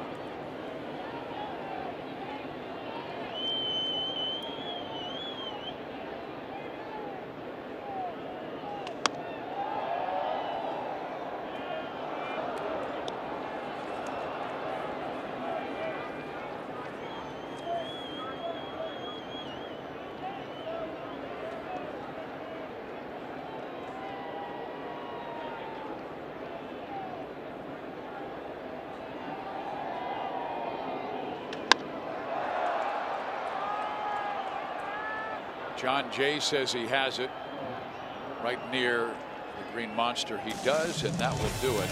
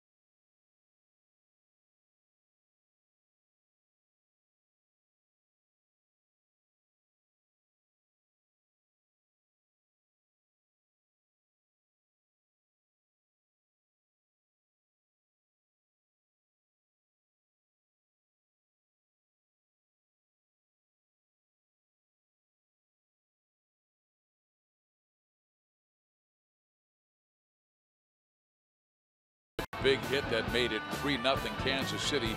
Boston came back with home runs by Betts, who have belted 2, and one by J.D. Martinez, and they now have a 4-3 lead as we head to the top of the 7th inning. Our Chevy call to the bullpen brings out Joe Kelly, who was ejected after hitting Austin of the New York Yankees back on April 11th, received a 6-game suspension, so he is well rested. But boy, has he been a dominant reliever this year for the Red Sox. He has some very nasty stuff. That's what hitters call it. He's got a natural sinking fastball, mid to upper 90s. Slider, curve, change, little 3/4 delivery. Ground ball pitcher. He can be tough. Time now for today's Sprint trivia question. Name the Royals' all-time home run leader at Fenway Park. Okay. So I can't have a conversation with you. No, you have to just disclose that. You have to tell them, hey, look, I'm just. I can't have a conversation with you. We can, but the truck, you know, we're going against them, so you have to let them know that these are not official guesses, but we are talking, we're conversing. And I think I know this one. George has the most home runs, and we also had that list of Hal McRae being up there. It's got to be a right-handed hitter, and you might have said the answer right there, because I remember I had some great hitting coaches in my time. Now, they couldn't help me because I wasn't that good. But I had Rod Carew, Lou Piniella, I had Don Baylor, and I had Hal McRae for 2 teams, not one, the Expos in 1990 and the Phillies in 97. And sitting around that cage like hitters do all the time, had a lot of time for small talk. And I remember Hal McRae talking about Fenway Park and how he used to own that monster. And he used to talk about, you know, how he used to wear the monster out. Now, I don't know if he hit him over it or on it, but he told me, so I'm going with you, Fizz. I'm gonna go with Hal McRae. I think that's a good guess. How about that? There you go. We have been told that that is correct. 16 home runs by Hal at Fenway Park. That's a lot. Unbelievable. But you know, that we talked about the right-handed porch, man. It's a good place for righties to hit. But I remember McRae talking about that. I miss him. Yeah. I hope Mac's doing okay. What a good guy. Fun. He had a lot of life. It was great to see his laughter, his smile. Oh. You and Monty both have great Hal McRae stories. Oh man, you know what? Monty has more, but you know, I have some from the playing days, mainly from Willie Randolph, who I came up behind with the New York Yankees, and he had a lot of Hal McRae stories. But as a hitting coach, you know, I heard a lot of Mac tell a lot of stories. So proud of his son Brian, who's done so well with his career and his baseball playing days, and now in his coaching career. Kelly Kelly throws over Gordon back in time. And that hit by Alex Gordon, I mean, Joe Kelly has been fantastic against left-handers this year. And you go back all the way to August 21st last year. That was only the 4th hit by a left-hander off Joe Kelly. 4 for 47. Start. That's exactly what they want to do. Get some base runners on and get the big hit again. One of the things too, Kelly kind of throws across his body, so that makes it a difficult pickup when you're trying to pick up that delivery point, release point. Of all the guys, including Kimbrel, he has the highest velocity on his fastball.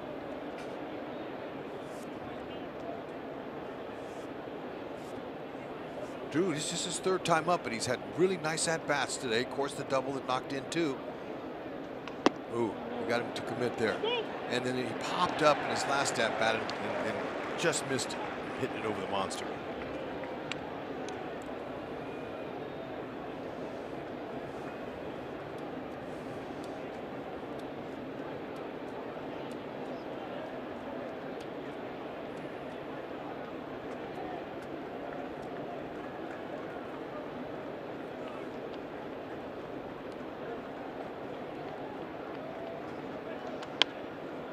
Tara fights it off. That at 98 miles an hour.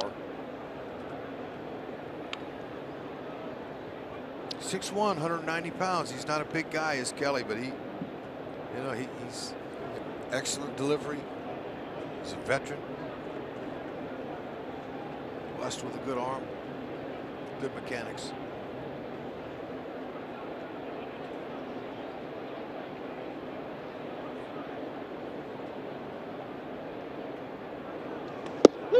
In there, strike 3 call. That is some firm cheese. Now it's straight as a string, and you can hit it because hitters love it, but you can see how straight that is. That's a straight string, and you can hit it. Just got to have a short, compact swing, a lot like Alex's last night. You got to just put your hands on the ball. Handsy swing. Whitley loves the low one. That same pitch there that he struck Drew out on, that's where Whitley, that's his wheelhouse.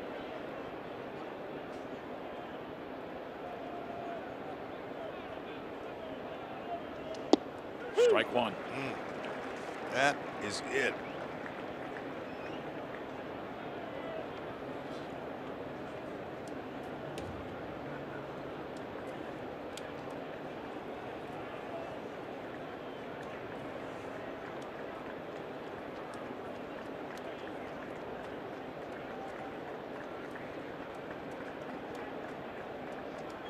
Joe Kelly taking a lot of time in between pitches.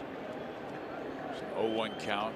Royals second baseman bounces out of the dirt. Gordon was thinking about going, had a good secondary lead, broke initially and then put the brakes on. All right, let's show you where Whitley likes him.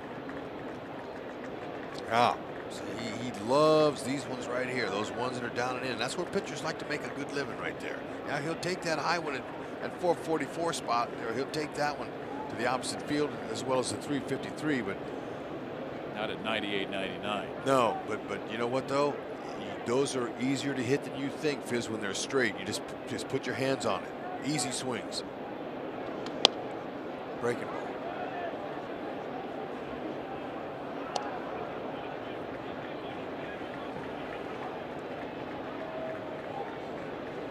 Taking his time getting back in that box, down 1 and 2 in the count.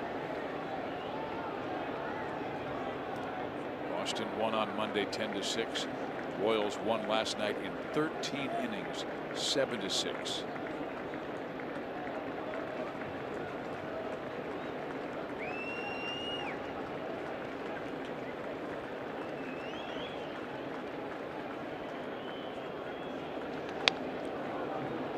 There it is. That was a good swing. It's up.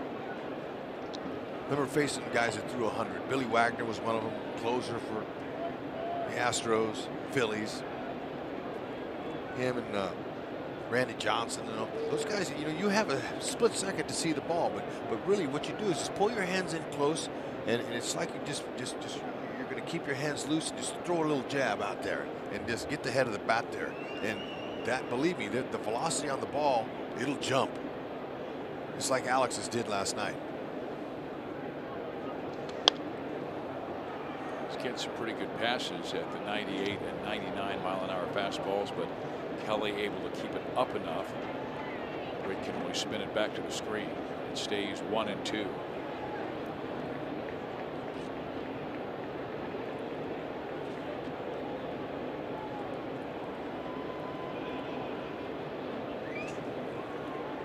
This is tough now, 1-2, especially when you're facing a guy who got a really good slider. Same approach, stay short.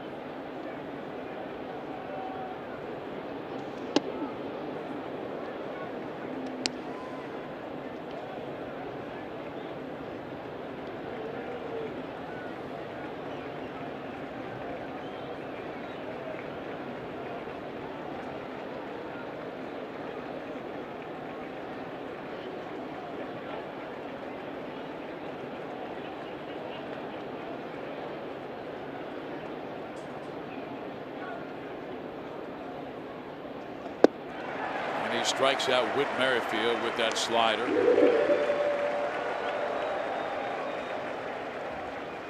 Fans young and old have heard of the memorable moment that Royals Hall of Famer George Brett was denied a home run due to pine tar regulations.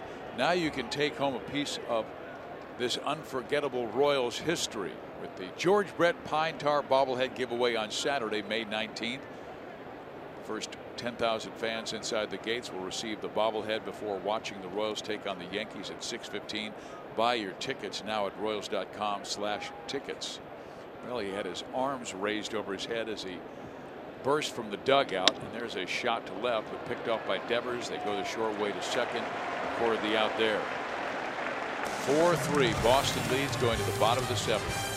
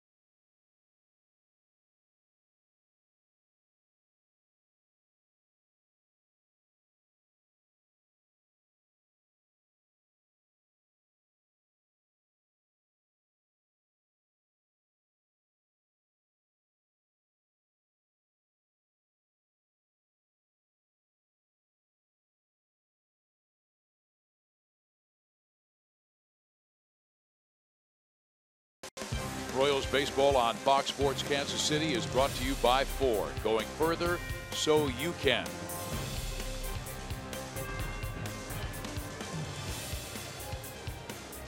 We come to you from Boston, Massachusetts. The Red Sox have rallied from a 3-0 deficit to take a 4-3 lead. Danny Duffy still out there, possibly for one batter, Jackie Bradley. Well, you have the right-hander Betts, who has hurt him 3 times, a right-hander, and then another lefty in Benintendi. He's thrown 96 pitches. Yeah, you would expect that Ned would relieve him before Betts comes up there again. Although the Royals do have a weary bullpen, we said earlier they used every single reliever with the exception of Scott Barlow last night. Fouled off. Yeah, but you know, just because they've been used doesn't mean they can't be used again. It's early in the season. They're game to go. A lot of those guys out there can't wait to get on to toe the slab. Brad Keller is up.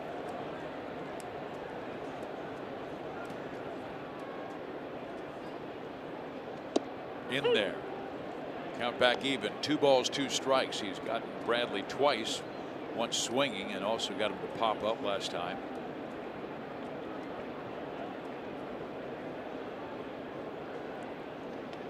And really got an awkward swing from Jackie on a high fastball and strikes him out. Nicely done. That's 5 now for Yeah, that's what he wants, out of the zone. So far, Ned, no movement with Ned. He's going to leave him in. Trying to rest his weary pen.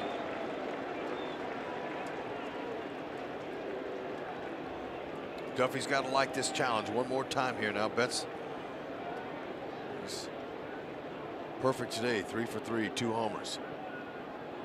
Don't let him get you again. You know, he must be one of those absolutely marvelous athletes. Total body awareness. They say when he first picked up a bowling ball, he was fantastic and became an accomplished bowler. Could do anything.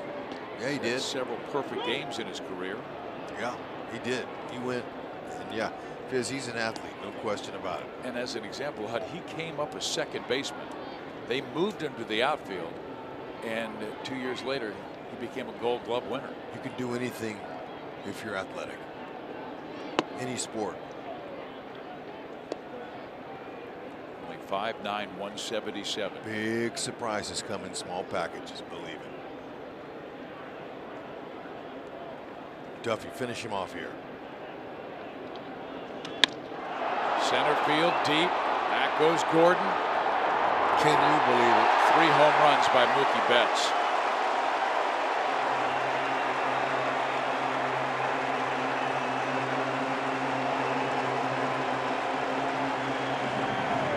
Okay, Betts, the 2 previous home runs he hit today were balls in the middle and down.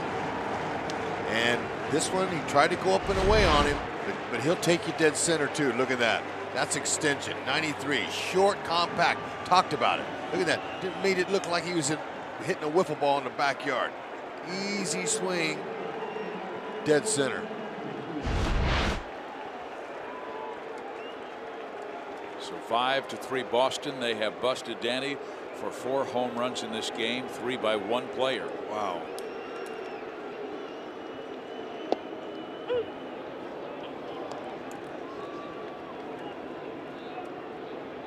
Fourth career 3 home run game. I mean, that'll tell you. That is a franchise record. That'll tell you that he wasn't looking to pull. He's just looking. He's just looking out over the plate. He went dead center, deepest part of the yard here.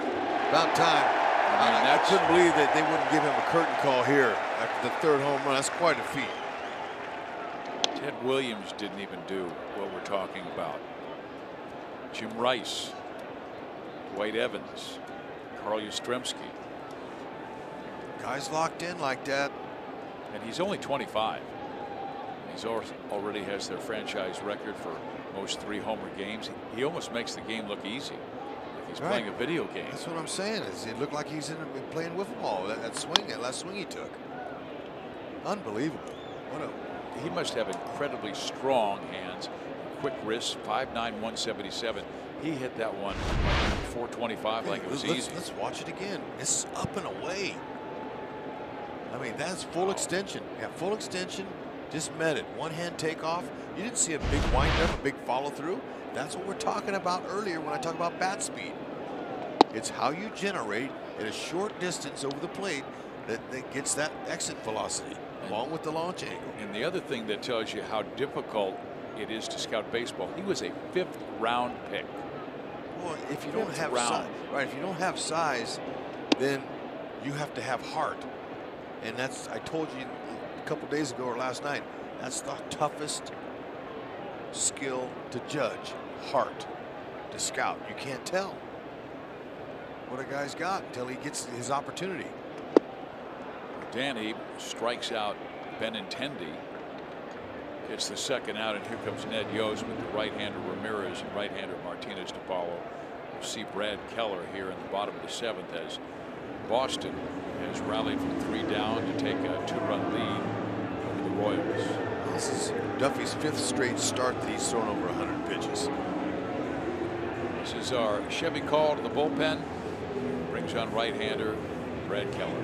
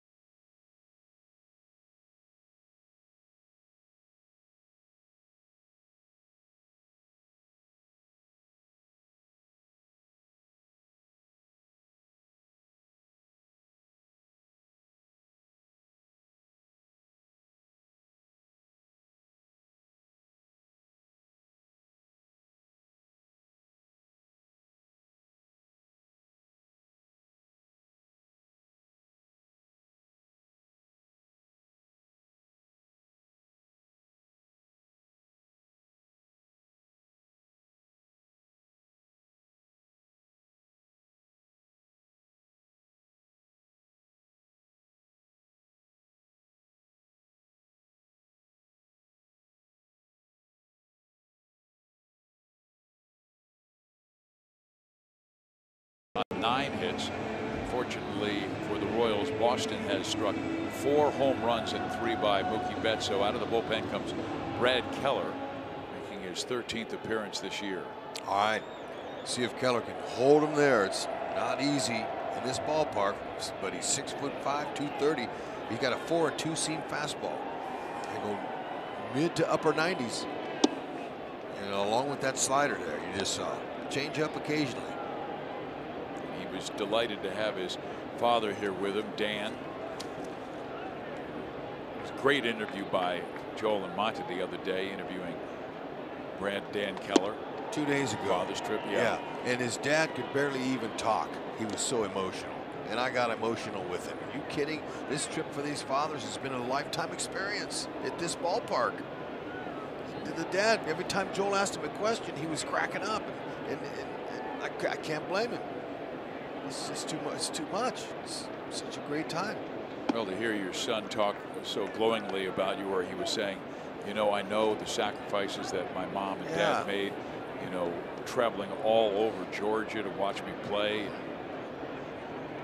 sacrificing their weekends to play travel ball. There's a ground ball struck to Whit Merrifield, and Brad does a good job to end the 7th. But Mookie Betts too much today. 3 solo home runs. 5-3 Boston.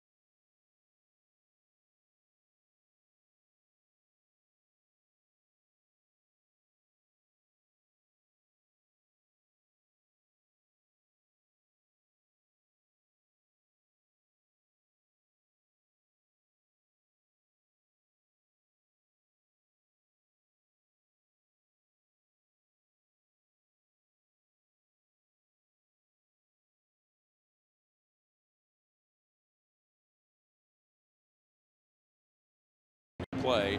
And you can celebrate one of the most dynamic players in Royals history with the Bo Jackson Flex Plan.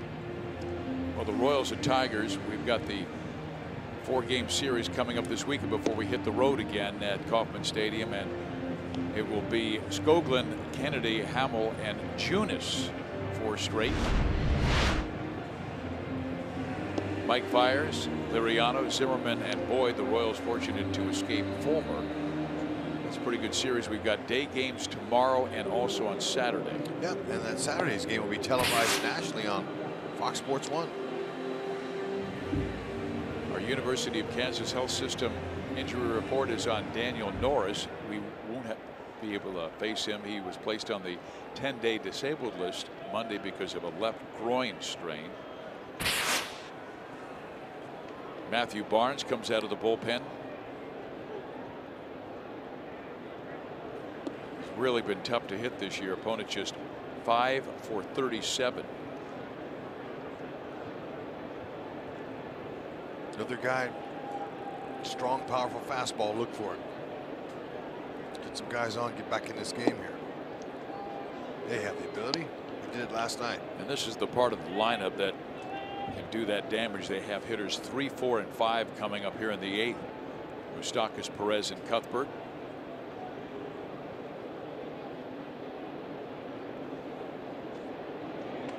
Barnes threw a scoreless 8th inning with 2 hits and 1 strikeout to earn his 6th hold last night through 21 pitches. Yeah, that curve didn't look too sharp there. He's mainly fastball changeup, mid to upper 90s with a heater. Let's see how it looks today. Never know. Right after throwing 21.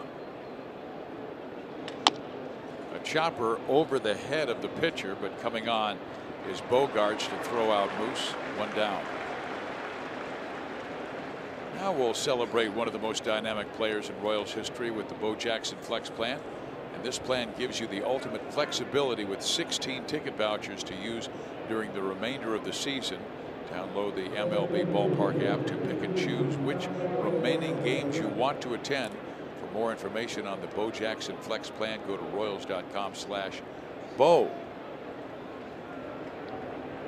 Salvador Perez 0 for 2 with a sacrifice fly. Salvi's still trying to get his timing down after missing 20 games because of that right MCL sprain in his knee.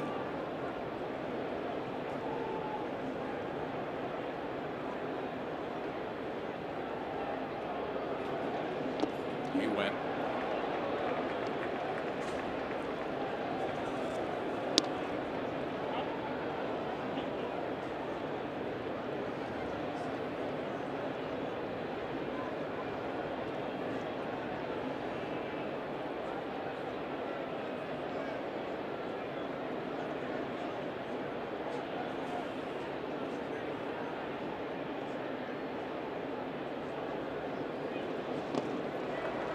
Ball in the dirt, gets away. Leon picks it up and flips to first, and they get the strikeout. So Barnes gets the first 2 Royals here in the 8th inning.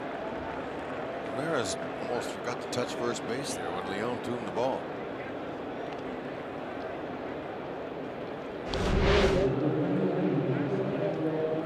There's the curveball. Didn't work the first time he threw it to Moose, but now watch Ramirez. He's going to walk away and go, okay.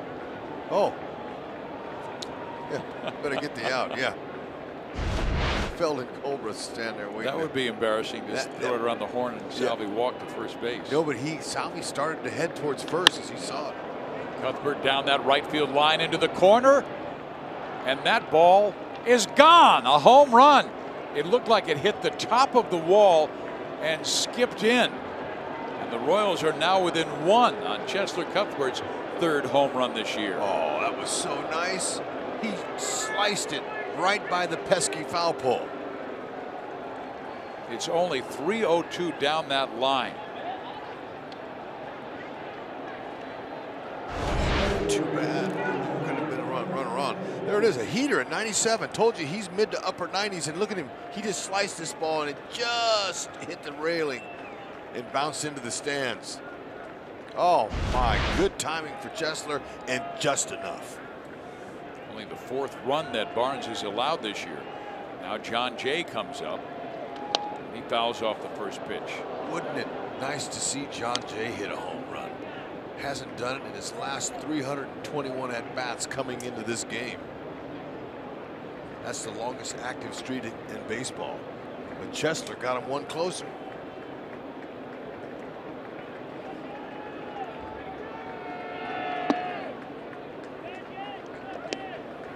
John Jay could do it if he hooked it right down there where Chesler's homer went.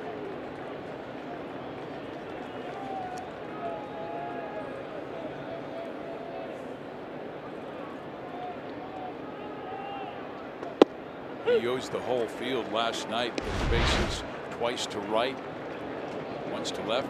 Check this out here. Look how far it went. 335 feet, just snuck over.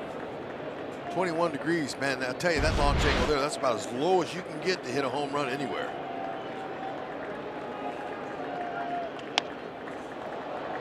Yeah, at first I thought it hit the top of the wall and skipped in, but it was the ball being juggled by a fan down at right field line. But Cuthbert draws the Royals to within 1.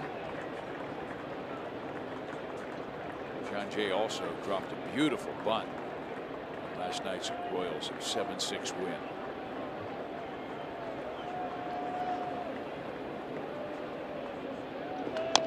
Fouled off. Royals just keep battling.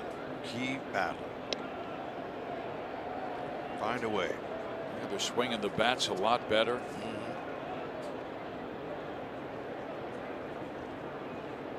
Hitting over 280 the last 5 games, including this one. John trying to get on, facing Barnes, and shows bunt, and got hit on the foot.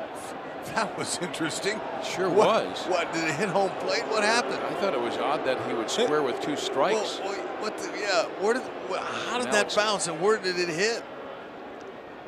Alex Cora's coming out. We got to see this again. It might have hit the lip of the plate. I don't know. If it didn't, it hit his back. Because he's going to run if he hit it. Oh, it got his knee. It hit his knee first and then went down on the dirt. Let's see. Let's see on the bounce here. Oh, his foot. Yeah, it hit his foot. There you go. Yeah, it hit his foot. And Jay played it off so easily that, you know. The umpires are going to confer. You know, they're going to. I think Cora's looking to see if he's out of the batter's box or not. Let's see. I think that's what Cora's argument is, but I don't think he was out of the batter's box. He was trying to get out of the way of it. Now, if he goes on to first base and it hits him, but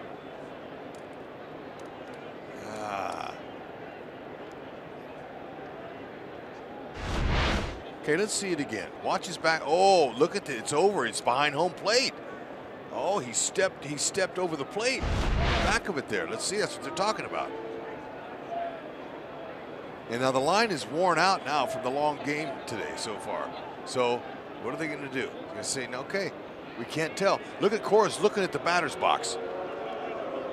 You can tell there's no lines in the box at all. You can't tell. So it's really there's where the batter's box is, but it's worn out right now. They can't tell. So what are they going to do? Give him first base. He got hit. But watch this back leg. See where it steps? It steps in back of the plate and technically out of the box, but there's no line there. They couldn't tell. So he's going to get his base. Officially ruled hit by pitch.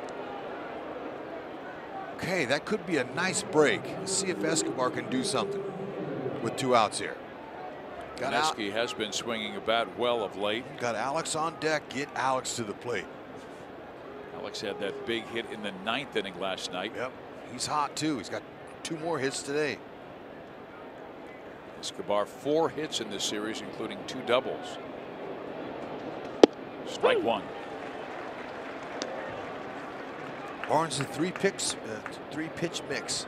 Fastball curve change. I think as soon as the weather starts warming up a bit more consistently, so will Escobar. I was talking with him about that the other day.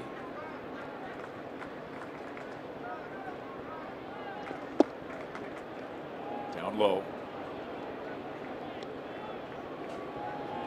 15 pitches after throwing 21 last night.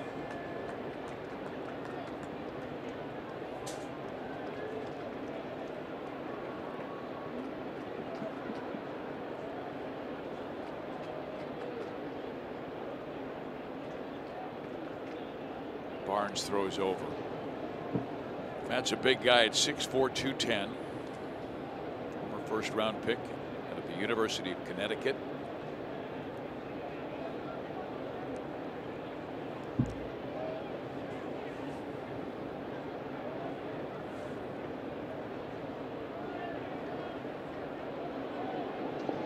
Escobar waves at the breaker. Now he has got to be defensive. Count 1 and 2, and after that swing, I wouldn't be surprised if Barnes threw the same pitch again right here. So top one and get you a little infield hit, or booty knock one to right. Any way you can. Devers, third baseman, he's way back on, so a little chopper might could work. Checks a swing. He went, and that does it for the Royals. Bottom 8 we go. In Boston, the Royals do score a run on Cuthbert's home run and close to within 1 of Boston.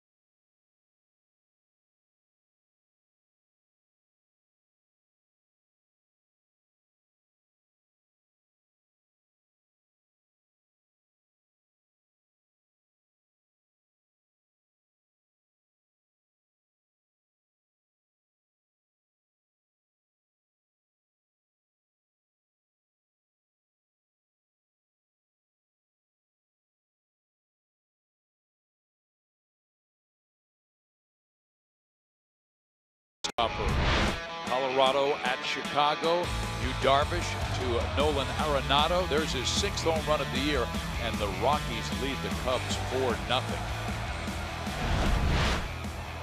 Cubs still in first place in that National League Central, and Colorado after a good start in the National League West, trying to go 17 and 15. There started the day 6 games back of red-hot Arizona.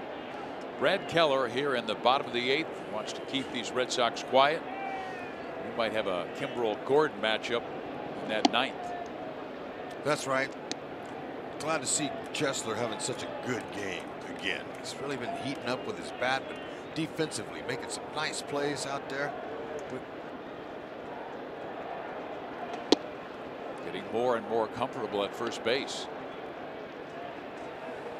Martinez is homered and single, 2 for 3. I told you, Chesler was out there working before the game, and working on moving to the bag, and it paid off. Little check swing, roller, foul.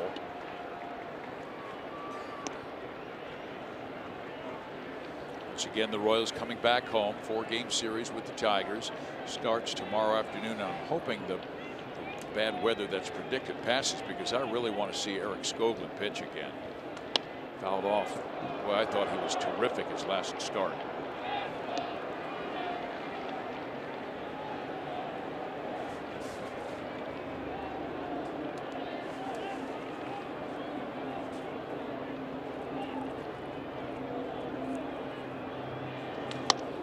Left side, Moustakas. High throw, but Cuthbert kept his foot on the bag and 1 out. Watch every out-of-market regular season game live at home, in the office, or on the go with MLB.tv. Your subscription includes MLB At Bat Premium, allowing you to watch live baseball on your favorite supported devices. Blackout and other restrictions apply. Visit MLB.tv for details.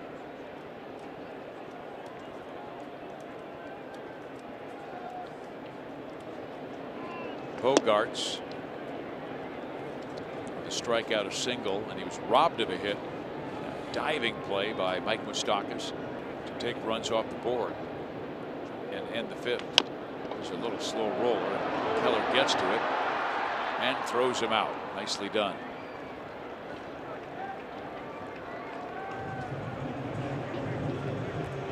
This copyrighted telecast is presented by authority of the Kansas City Royals and may not be reproduced or retransmitted in any form, and the accounts and descriptions of this game may not be disseminated without the express written consent of the Kansas City Royals.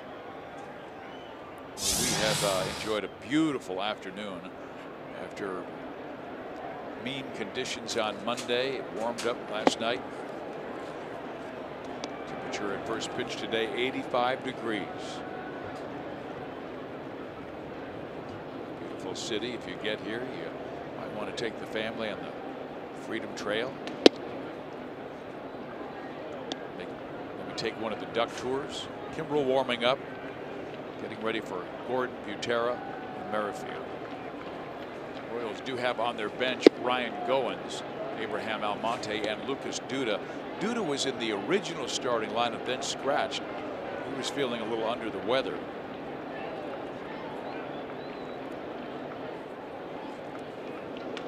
Chopper up the middle. Escobar will grab it, toss him out. Terrific job by Brad Keller. Awesome. 4 up, 4 down. Well, Alex Gordon's coming up. This is what he did with Kimbrel last night.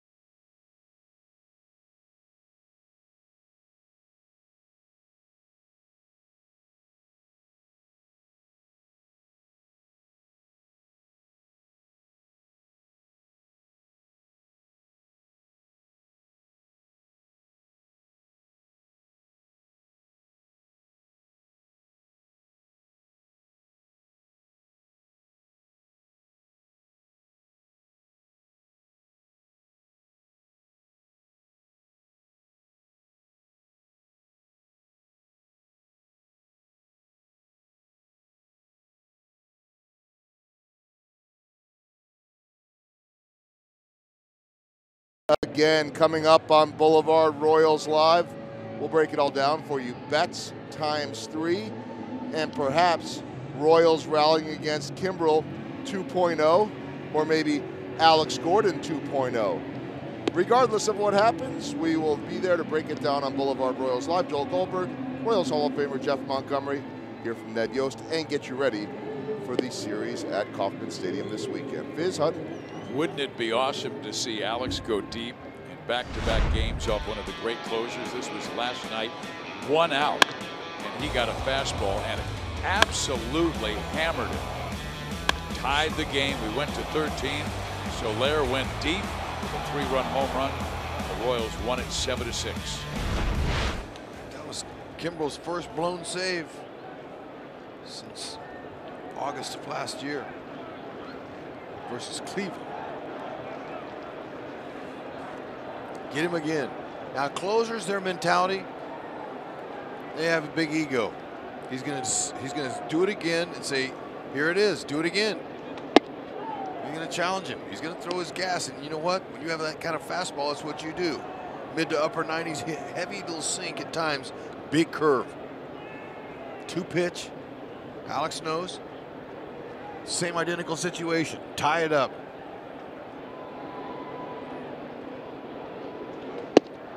Strike in there in a 1-1 count. Went a little soft that time. Gordon, a good game.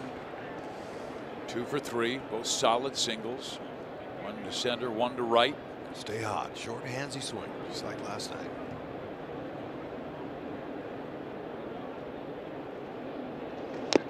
Fouled off, advantage Kimbrel, 1 and 2. It's hard to do one time. If you can do it back-to-back nights, oh man, more power to you. Lucas Duda is on deck for KC.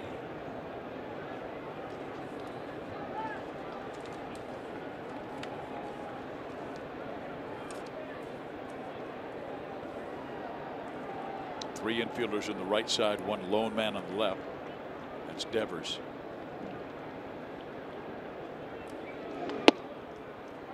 Two and 2.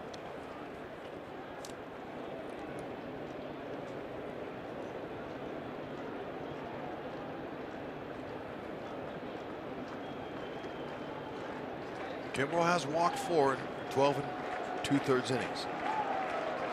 It's not a lot of walks, but just need a base runner. In there, strike 3 call.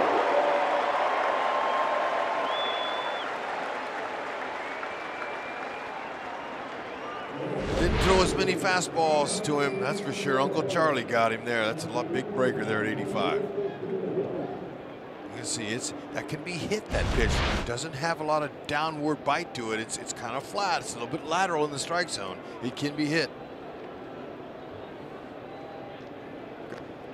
So now Lucas Duda.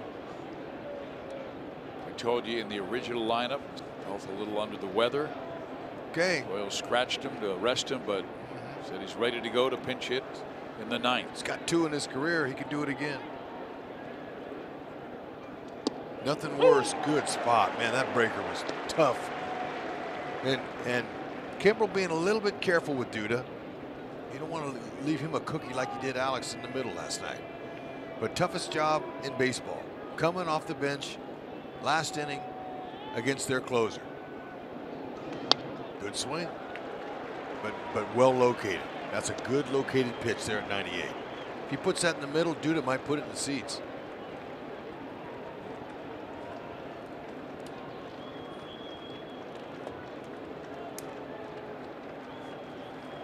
Advantage Kimbrel, 0 and 2.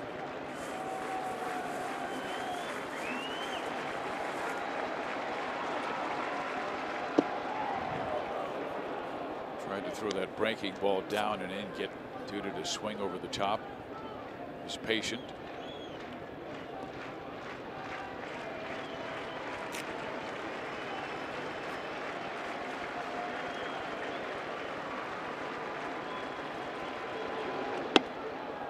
Way outside, and now a 2-2 count.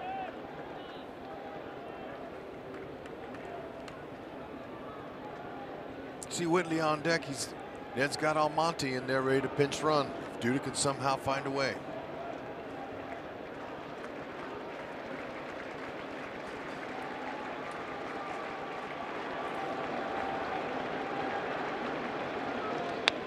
Another good pass at a fastball at 97. You know, and that's a good swing by Duda. That ball can be launched over the monster here on a high outside pitch, and that's exactly what Duda was trying to do. Good swing, nice and level. Just missed it. Both of his hits yesterday were to left field, including one high off the green monster. Yeah, you don't have to pull him. Let him supply the power. Good swing. I don't think he'll see it up there again, though.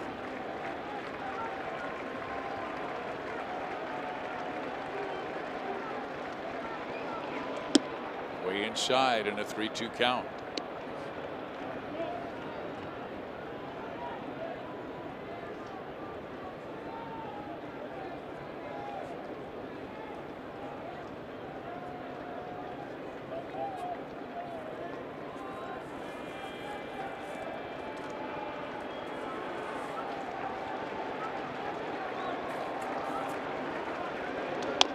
Pulls it foul.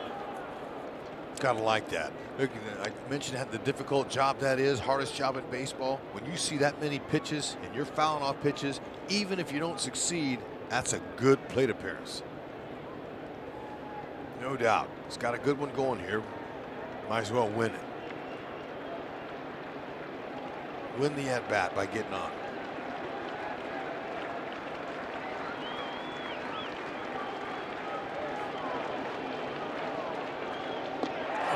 Ball gets away. And Duda's going to make it to first base safely despite the strikeout by Kimbrel. Oh man, and I'll tell you what, Kimbrel was a little bit nervous about Duda throwing him a 3-2 curve in the dirt, and Duda obviously was counting on swinging and did the job. Doesn't matter. And here comes Almonte, like you said, to pinch run. Yeah, and then hit him. It hit him in the foot. It did. And that's what Cora's going to talk about again. But he's saying, you know, it's a dead ball. Oh, yeah, and you know what'll happen? Because he swung at it as he was hit. It's a strikeout. Uh-oh.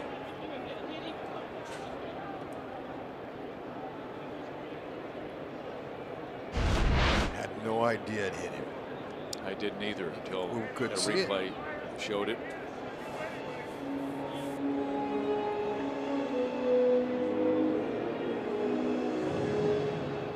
This is game 3 of this series at Fenway Park. Red Sox won game 1 10-6. Royals won in dramatic fashion last night 7-6 in 13 innings. And here's the pitch again by Kimbrel.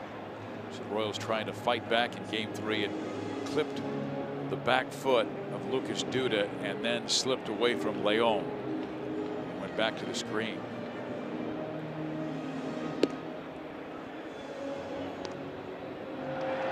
Yep.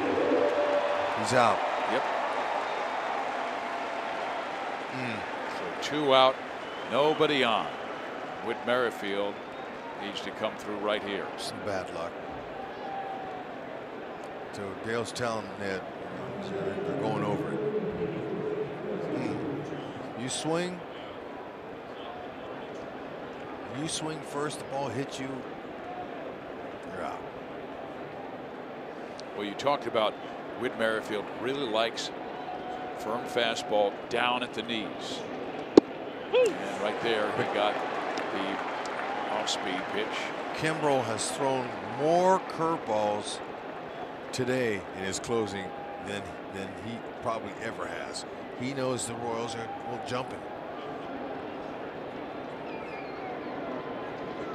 Wow. Yeah. And he's putting it where he wants it. Although that last one to Duda, if Duda could have laid off it, it would have been a ball 4. He's putting it where he wants to, that's for sure.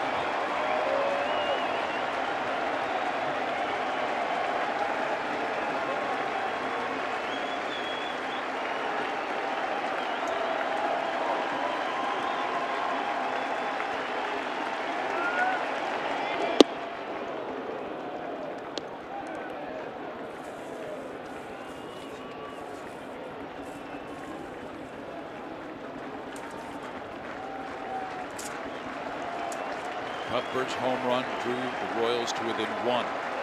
Now 2 out. Top of the 9th. A swing and a miss, and Boston takes the series 2 victories to 1. Kimbrel nailing down the save, his 8th this year, and Mookie Betts, what a day. A 3-homer game. Home runs in the 4th, 5th, and 7th for Betts.